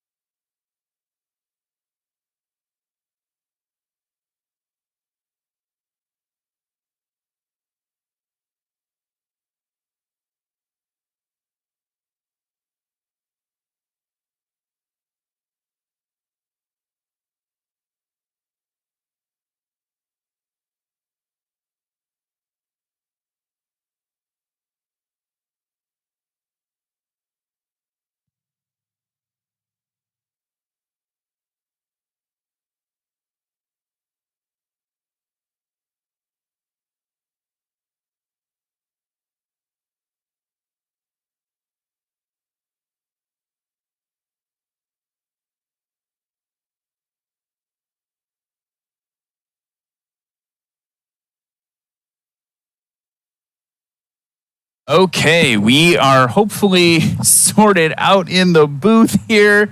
And man, what an exciting thing. Look at that Wilga coming in just kind of hot. Corey was talking a lot about how it is something that was near and dear to his heart and all the different ways that you have to fly it maybe differently than other airplanes. So appreciate Corey providing that context to all of us. And look at it, just dumping the smoke all over our cameraman, Nick, just taking it. Welcome to STOL, buddy. You got a little bit of smoke coming past you there. You can't even see. We've shifted to IFR conditions thanks to the Wilga. So that was really exciting. While we wait for this smoke to clear, we got to talk about one of our other sponsors. We got to talk about Hartzell Propeller. Hartzell Propeller, global leader in advanced aircraft propeller design and manufacturing technology. And I didn't know this till I read the ad copy last time. The company traces its history to 1914 when a relationship between Orville Wright and Robert Hartzell led to the manufacture of the first Hartzell airplane propeller in 1917. So the company's founding principle of built on honor has been central to the corporate values from the very beginning. You can see a Hartzell propeller on Tony Effenberger's aircraft. Hopefully we'll see him fly a little bit later. The first through third place class winners at each event win entries into a drawing for a Hartzell Voyager prop at the end of the year. So thank you to Hartzell Propeller for their support. You can see it on our Air Boss tent right there. Hartzell Propeller, built on honor. Here's Michael Lindstrom now at the line.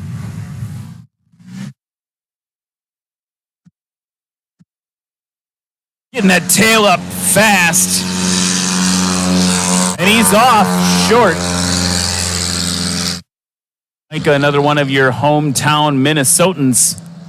He's one to watch. He's an aggressive competitor, and he is just from about 15 minutes flight time away at his home airport.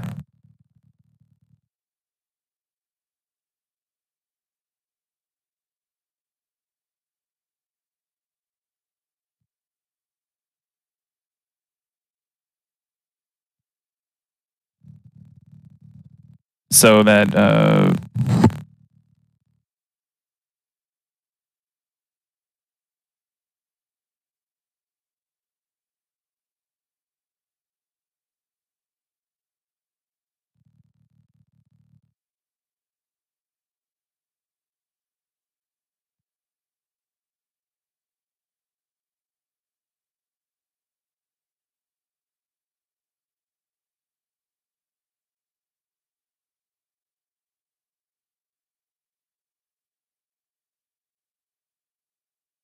we've been talking a lot about the sponsors that help National STOL on a national level, but we got to talk about the local sponsors that have been really helping us out too. We got to thank Mugs on Mill Locks. Is it Mill Locks? Someone from Minnesota, tell me how to pronounce that. Our staff had dinner there Thursday night. We really appreciate their support. Mille Lacs. Someone in my ear just said, it's Mille Lacs. Don't separate it. So sorry, I'm from Wisconsin. You can make fun of me when you can look at the word Waukesha and know how to pronounce it. Okay, Little Orbits Donuts. They're selling donuts over by Camping and the Gate. Appreciate them. Fiddlesticks Golf. Johnson's Portside. Smoke and Mortars Meat. Appreciate them. And then Appledorn's Sunset Bay Resort. Can't thank them enough. We're holding a closing luau for the pilots here Saturday night at 7 p.m. over at the Sunset Bay Resort, Appledorn's Sunset Bay Resort. We got 12 wristbands available for guests who want to come along and hang out with the pilots. They can be purchased first come, first serve at the merch booth for $35. So come hang out with the pilots at a luau tomorrow night over at Appledorn's Sunset Bay Resort. So thank you to the local sponsors of SKOL STOL. And while we're talking about it, there's Luke getting in more practice. While we are talking about all this, the other thing that I got to mention, as I see Colin Kaniva put his chair down. Hello, Colin. Great flying, brother. Good to see you. We got to talk about the epic trophy that Colin's trying to win. And if you want to go look over at the merch booth where you logged in, that's what happens when you bought your tickets. If you're here in Isle, there's this giant Viking shield. And that is the coolest thing I've ever seen. It's for the grand champion of SKOL STOL. So we appreciate that. It's something to check out. Everyone wants a giant shield that says SKOL STOL on it. Here's Micah Lindstrom now coming in short, right on the line, actually. Lexi Duncan waving the flag. He's got that tail up, bouncing it down. Maybe how he's feeling, probably good as heck. That was a good landing there for Micah. And now who's up next? Oh, we got some of the lighter aircraft coming out.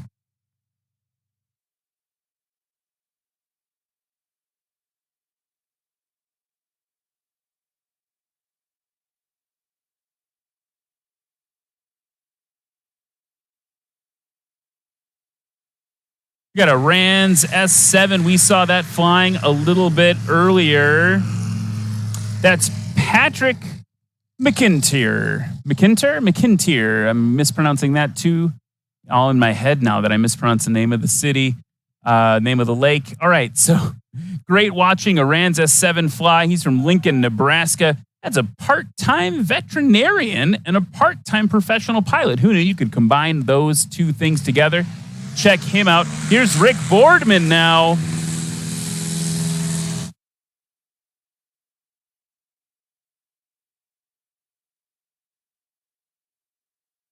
Rick Boardman's going to be in the sport class tomorrow against Colin Kaniva.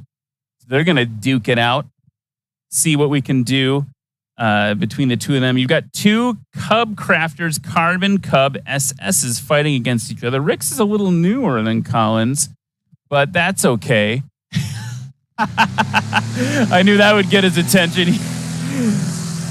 Here's Luke rocking the practice. He's going to burn off the entire wing tanks of that thing practicing today, and I love it because I love watching that thing fly. And now check out this blue and white Cessna 170 Bravo. That's Tony Effenberger with the Hartzell prop on the front there. Taken off from a little bit further back.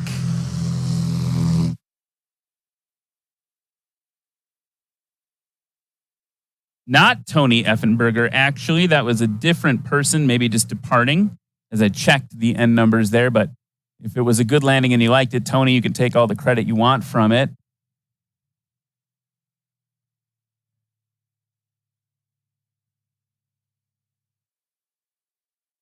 Still just an absolutely beautiful day here in Isle. Looks like Corey's almost back up after our little technical issue that started with me and ended with him. And that's the excitement of live broadcast. And I will tell you folks, like, this has been really exciting to figure out. We've got, this is all going from the middle of nowhere. Sorry, that's kind of true. Middle of nowhere up in the forest, up in northern-ish Minnesota. And it's all going over to Starlink. So like the broadcast is literally going to space and then into your homes. And Corey's coming through space and into the speakers here in Isle. All the way from Salt Lake City, Utah, right?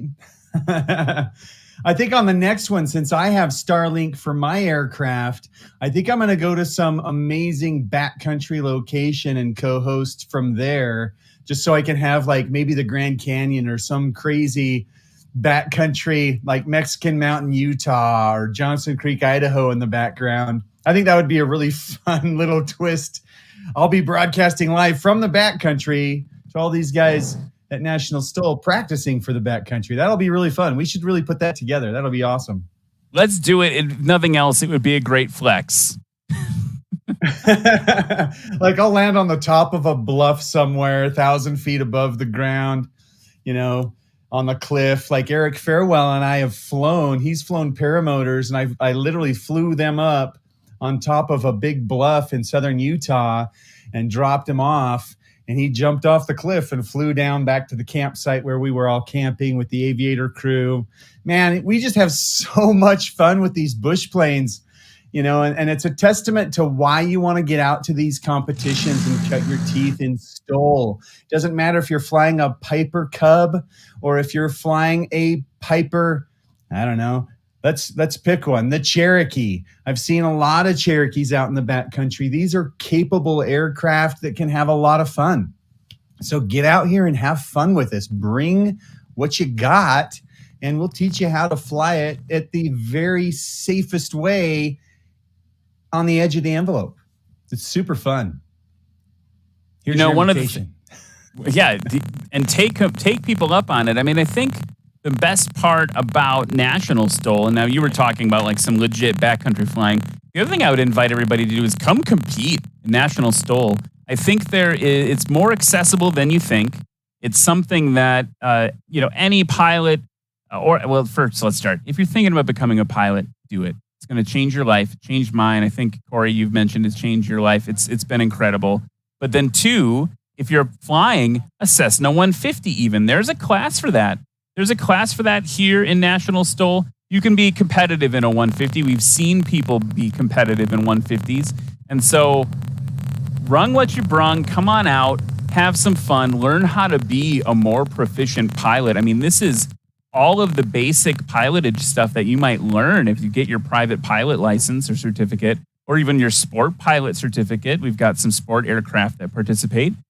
You can apply all those same lessons to National STOL and use it as an opportunity to brush up your skills and become a better pilot.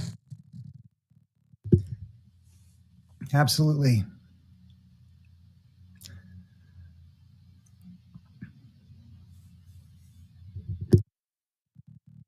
And there's, just seconding and furthering the invitation, the cost or the barriers to entry to get involved have never been lower. You've got aircraft that you can get into for the price of a fishing boat, or you can get into one at the price of your home. I mean, there's really a big wide range and scale of financial opportunities in in aviation. And you can even partner. I know several people that just went in on a venture to purchase a RANS S7 so they can get into the backcountry. And that's an airplane that's very affordable. I think that's a 4-person ownership club that they formed. And each person put in, I think, under $20,000. And now they own an aircraft that the 4 of them can show up at one of these competitions. And we've seen that with families. We've seen families come out and share an aircraft in these competitions and have a great time doing it. It's a bonding experience. We've seen clubs come out. It's just super fun. And I love it. And it's always fun to increase the ranks and make it more accessible. It's one of those things, if you're flying and you're utilizing our natural resources and you're utilizing the national parks and you're utilizing the airports and the airstrips, then they're going to be preserved. We're going to take good care of them. If we don't use them, for example, if we don't have enough people using a backcountry airstrip, we risk losing them. And that's why these organizations like the RAF, Recreational Aviation Foundation, the backcountry pilots up there in Idaho, these guys are fantastic organizations that keep these airstrips accessible. But we need people to get involved in this sport, this hobby, this passion, so that we can keep doing it. If we don't, we're going to lose it, because it's, the numbers are dwindling, with the exception of this type of flying. This type of flying is actually in a growth phase, which is really fun. Here comes, now I'm not familiar with this aircraft. Is this a newer pilot on the circuit? This is a newer pilot on the circuit. This is a Patrick McIntyre, 2006 RANS S7 from Lincoln, Nebraska. He has been involved in National STOL for the past year, in building relationships with pilots and making friends. But I think relatively new name, fun to watch. Who's going to be competing in the rookie class tomorrow? Rookie class, an exciting thing that maybe we should talk about.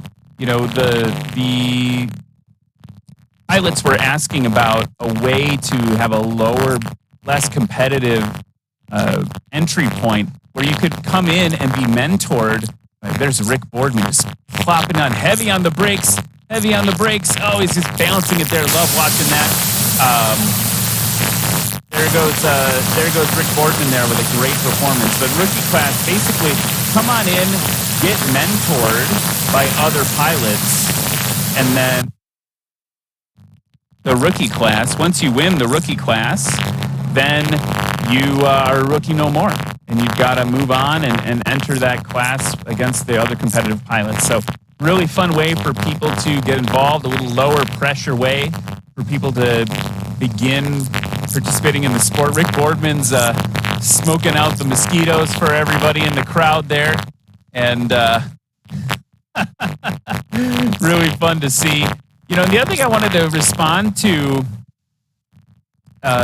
something Corey said was that, you know, the more the merrier, right? And what we have to do as pilots and as av geeks and aviation enthusiasts is just open our arms super, super wide, right? I think sometimes we take this thing that is so special to us and we get really protective about it. But what we need to do is make it more accessible to everybody else. So that means welcoming people from every walk of life into aviation. And, you know, it is something that, you know, Corey talked about how accessible it is. It is accessible, but it's not the most accessible hobby, right? So we need to figure out a way to include people, get them, you know, on the other side of the airport fence, so to speak. There's no fence here. There's just dense woods, but get them over here and help them enter into the journey, because, you know, one of the best things that's happened to me is being part of aviation. You know, if you would have told me when I started my pilot certificate that I would have friends that I've made as far as New Zealand, you know, pilot friends in New Zealand, that I would have be broadcasting with someone like Corey, that I would be meeting all these great aviators and meeting them, you know, at Oshkosh and other flying events. It really is a family. I mean, just this morning, and you might see her fly later, Britt Lincoln is, we're lucky enough to have her practicing her aerobatics nearby, and she stopped by to say hello, and I got to talk to her a little bit. Britt Lincoln is an aerobatic pilot flying an extra, right? Like, I never imagined that I would get to just hang out and talk to an competitive aerobatic pilot. That's amazing. And that's not totally foreign, right? It's not because I'm sitting here announcing National STOL. I mean, that helps. But I think mostly it's because we all just need to open our arms and be, you know, share the love of this thing. So there we go. Now Corey got me started, and I had to finish it with my poetry, my sob story, my poetic feelings on aviation.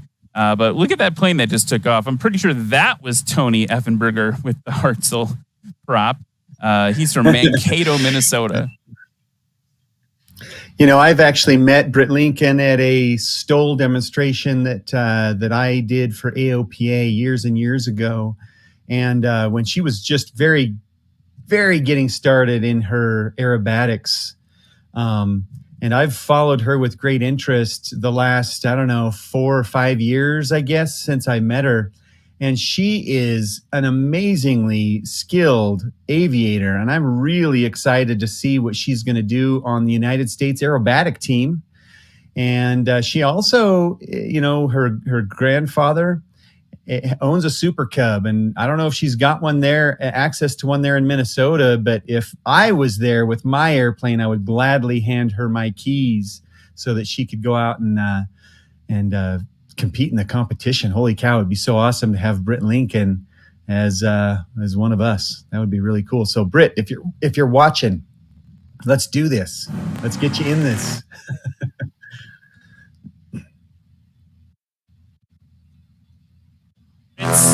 Extra is parked at the airport right now, and we were talking before the practice session.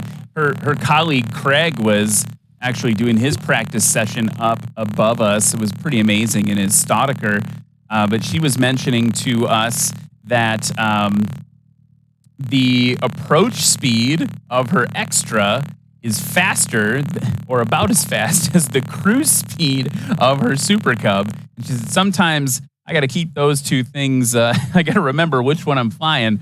And I thought that was really interesting. Our Maul is back, by the way. Check out the Maul back in the practice session there, tearing things up. So that's really cool to see. It looks. Who else is out? Are you feeling what I'm seeing, Ryan? Are we seeing that there's a little bit more of a breeze down the runway now than there was an hour or so ago when we first started? So I'm looking out the window right now at the flags, and maybe not. Everything's kind of nil wind right now. I'll pull up it says 0 knots at our weather station that we have here at the airport now. 0 knots. But now shifting from like the 2.2, 2.1 range over to 1.7. So maybe a little more head on when it is giving us, but it's a little more head on at 2 knots. So not nothing. You'll take every knot you can get, I suppose. You do. You take every knot you can get. When you're flying all day long, a couple of knots or a couple miles an hour does make a difference.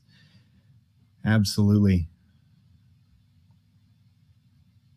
Look at this shot. This is just an iconic shot. I hope we can take a moment just to appreciate the aviation beauty that we're seeing here. I mean, come on. Minnesota's gorgeous. Minnesota is gorgeous. That landing maybe not so much as a scratch. Yeah, but I gotta stop. I gotta stop with the after puns. it, and that's what I like to see. I love to see these pilots getting after it, and this is the safest place to do it. You know, if you're gonna be pushing it, you should push it here rather than in the backcountry, which we often see the exact opposite.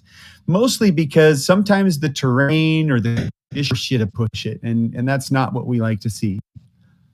Here we go. Look at this. Carbon Cub with the pod.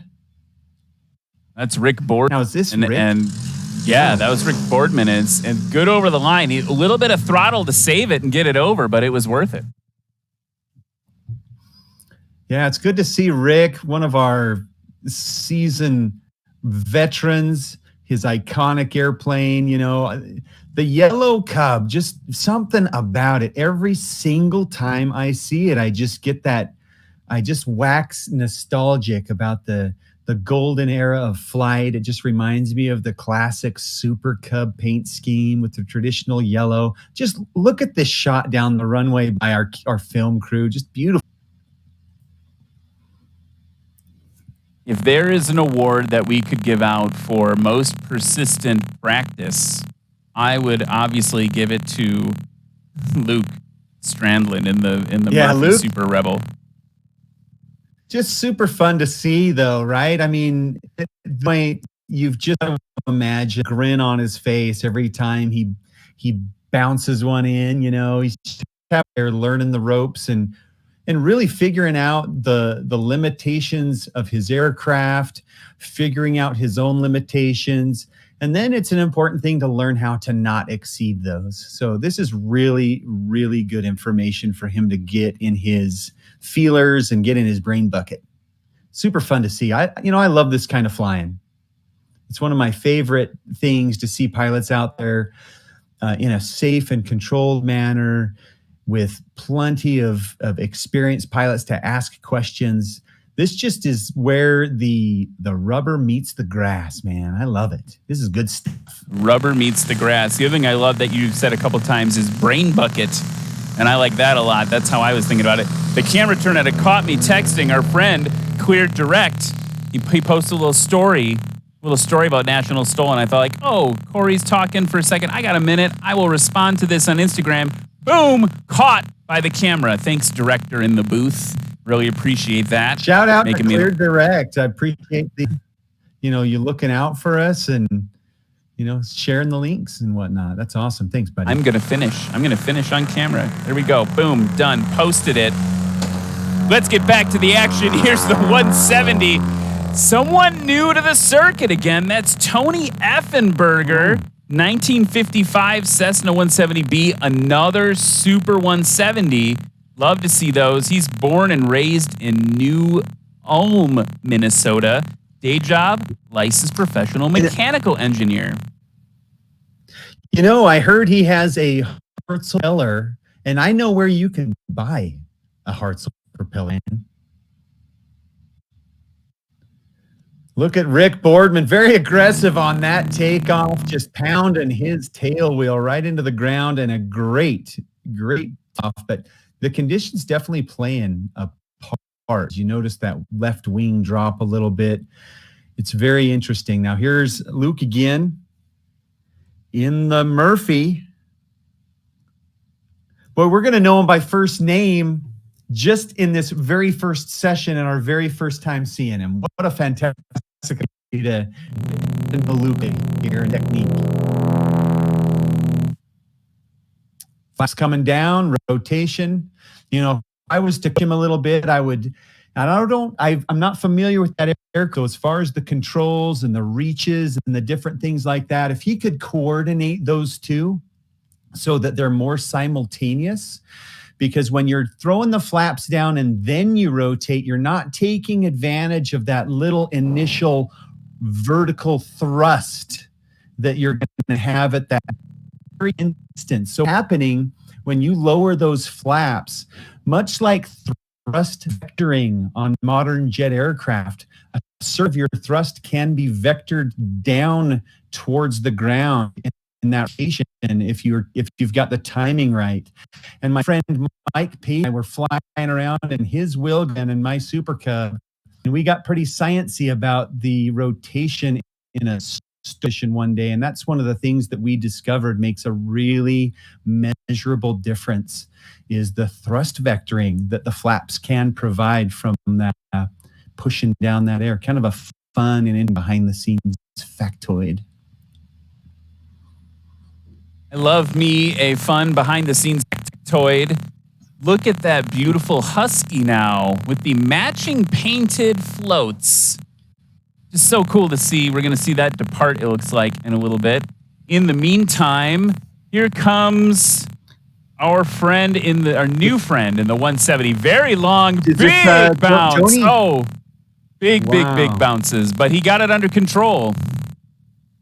Yeah, just no loss of directional control. It just, that's what happens when you've got one wing that stalls before the other. You come down with a little bit of, twist, a little rotation in your bank axis. And then, without shock absorbers to kind of absorb that, you've got that spring steel landing gear on the 170B. It gets a little rowdy sometimes. If I was to talk to Tony, if I was there, I might say maybe reduce the tire pressure a little bit. It'll take a little bit of the craziness out of the bounces when you get them. I don't know what his tire pressure is, but that really has been effective in a lot of the 170s, is getting that tire in low for the backcountry. Rick Boardman putting on a clinic in really challenging conditions in his Carbon Cub. Just a fantastic landing there. I don't know if that was even over 100 feet, Ryan. It just was really, really short. Super, super short. And what's really interesting is he's competing against Colin Caneva. And Colin Caneva is sitting here taking notes. What's Rick doing? So I can... they just thumbs up each other, though. So the competition story I was just trying to tee up is over because they thumbs up like friends. But the truth is everyone's friends. You want to win, but it's a great jovial group of people here. Here comes Luke again in the Super Rebel. Well, not as high as we saw in the 170, but definitely moving right along there. Who is next? We got the Mall. Oh, you know what we've got now, folks? A special treat. The Amphib Husky is going to be taking off in just a second. So that'll be cool to see. Oh, yeah. What a beautiful sight down the runway there. Oh man, how gorgeous. Let's just go ahead and be quiet and listen to the sound and enjoy this takeoff.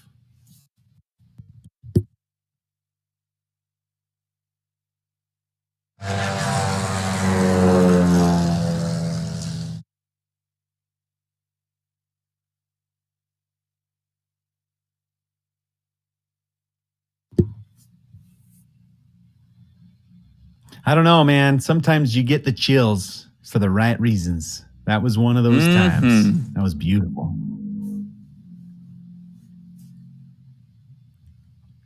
Here comes the next round of practice. Looks like we're starting with the mall. I'm looking on my pilot info sheet. I wonder if they haven't registered yet. Let me dig through here.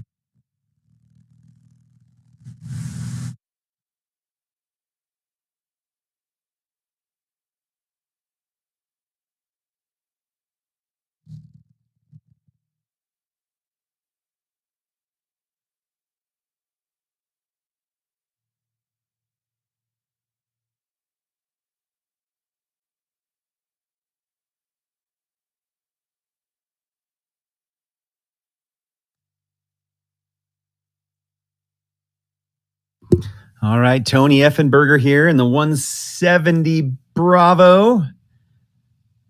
It's a good takeoff.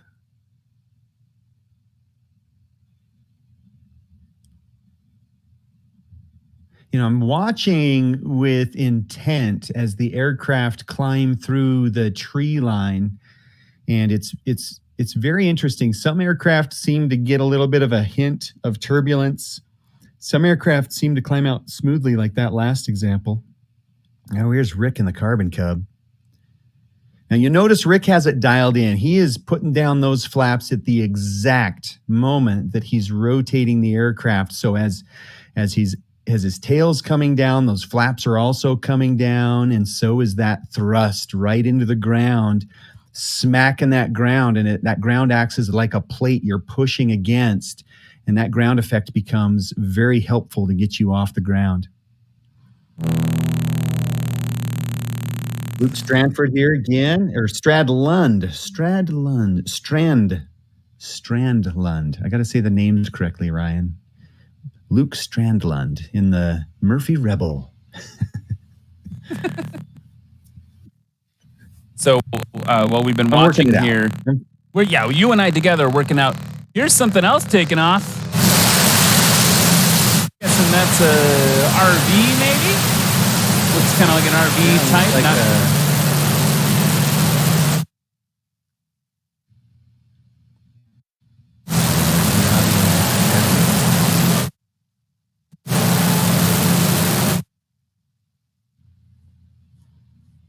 Yeah, it sounds like there's some issues again with the audio in the booth, but it doesn't seem to be a problem for me and remote. So apparently it's easier to broadcast from Salt Lake City through outer space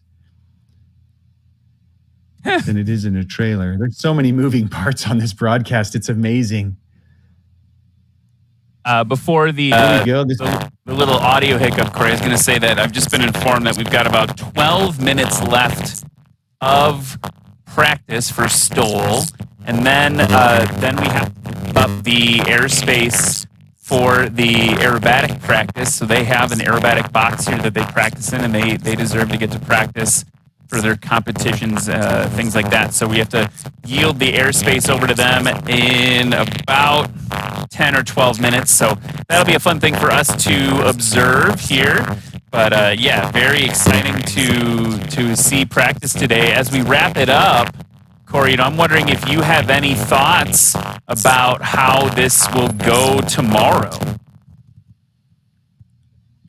Well, really, it's going to depend on this weather system that's going to come through later on this evening and how it changes the conditions for tomorrow. We did see a lot of competitors dialing it in.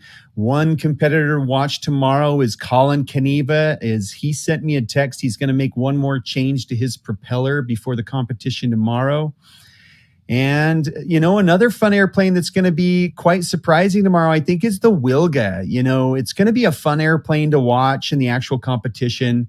So everybody that's watching on the stream this afternoon, be sure to tune in tomorrow for the actual competition. It's gonna heat up. This gentleman, Rick Boardman, is gonna show up, and he always puts on a absolute clinic with consistency and obviously the piloting skills. But, I think tomorrow we're just looking for a really good time. It looks like Jeff Pohl and Micah Lindstrom are going to have their classic duel. But don't forget, Austin Clemens is in the points race for the series. And so we've got to all talk about the whole series as a whole coming up tomorrow, because some of the that are not going to make Minnesota will get us to beat some of these pilots. And so this is kind of one of those, it's kind of a sneaky one, because not a lot of the big names are here. Like Steve Henry's not here, for example. So this is kind of an opportunity for some of the guys lower on in the seasonal points race to catch up a little bit. So it'll be really kind of a fun one this weekend, and it'll be fun to see how things play out for the remainder of the season, actually. That's a great point.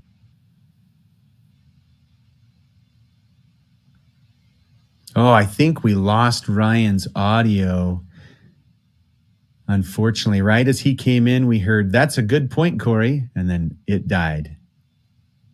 Right at the end of the broadcast, too. But what I think he was going to say is, that was a great point, Corey. The National STOL Series does have a national thing.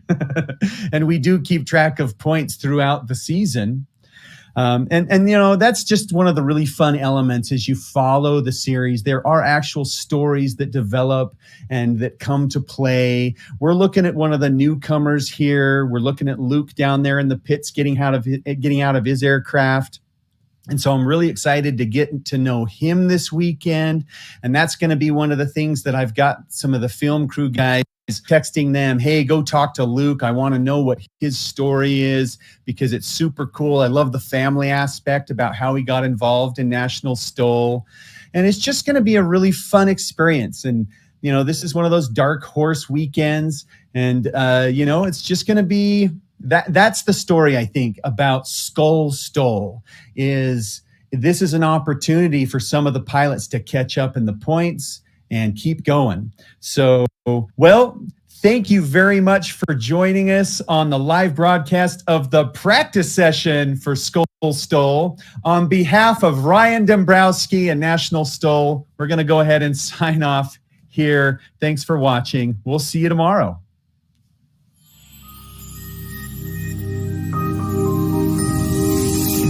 That was fun, guys.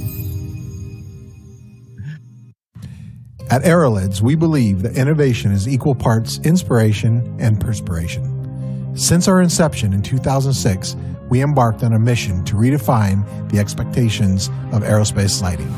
Entering the aerospace lighting market, which had remained largely unchanged for 50 years and in drastic need of a new product with fresh look and unequaled performance, Aerolids was inspired to redefine the expectations, which resulted in a series of innovative designs. Hungry for new ideas, backed by a company that valued the patronage, customers quickly adopted the new standard of quality, design, and performance never seen before in the industry.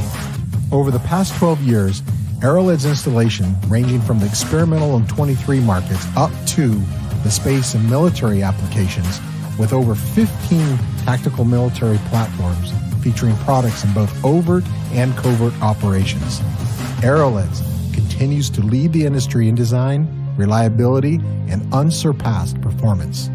Unique in its presence and unmatched in its perseverance, Aerolids serves the aviation market from one spectrum to the next.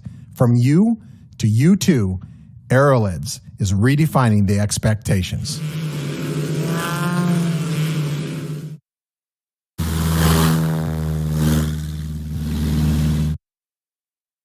When it's time to recover and paint your fabric-covered aircraft, look no further than AirTech Coatings. Since 1982, our FAA-approved system provides you with a shiny, durable, easy-to-apply product. The AirTech system has fewer steps than any other product on the market today, saving you both time and money. While using cutting-edge technology, we offer a wide range of products. Whether it's for work, play, antique, or aerobatic, we have you covered. Remember, we make paint fly.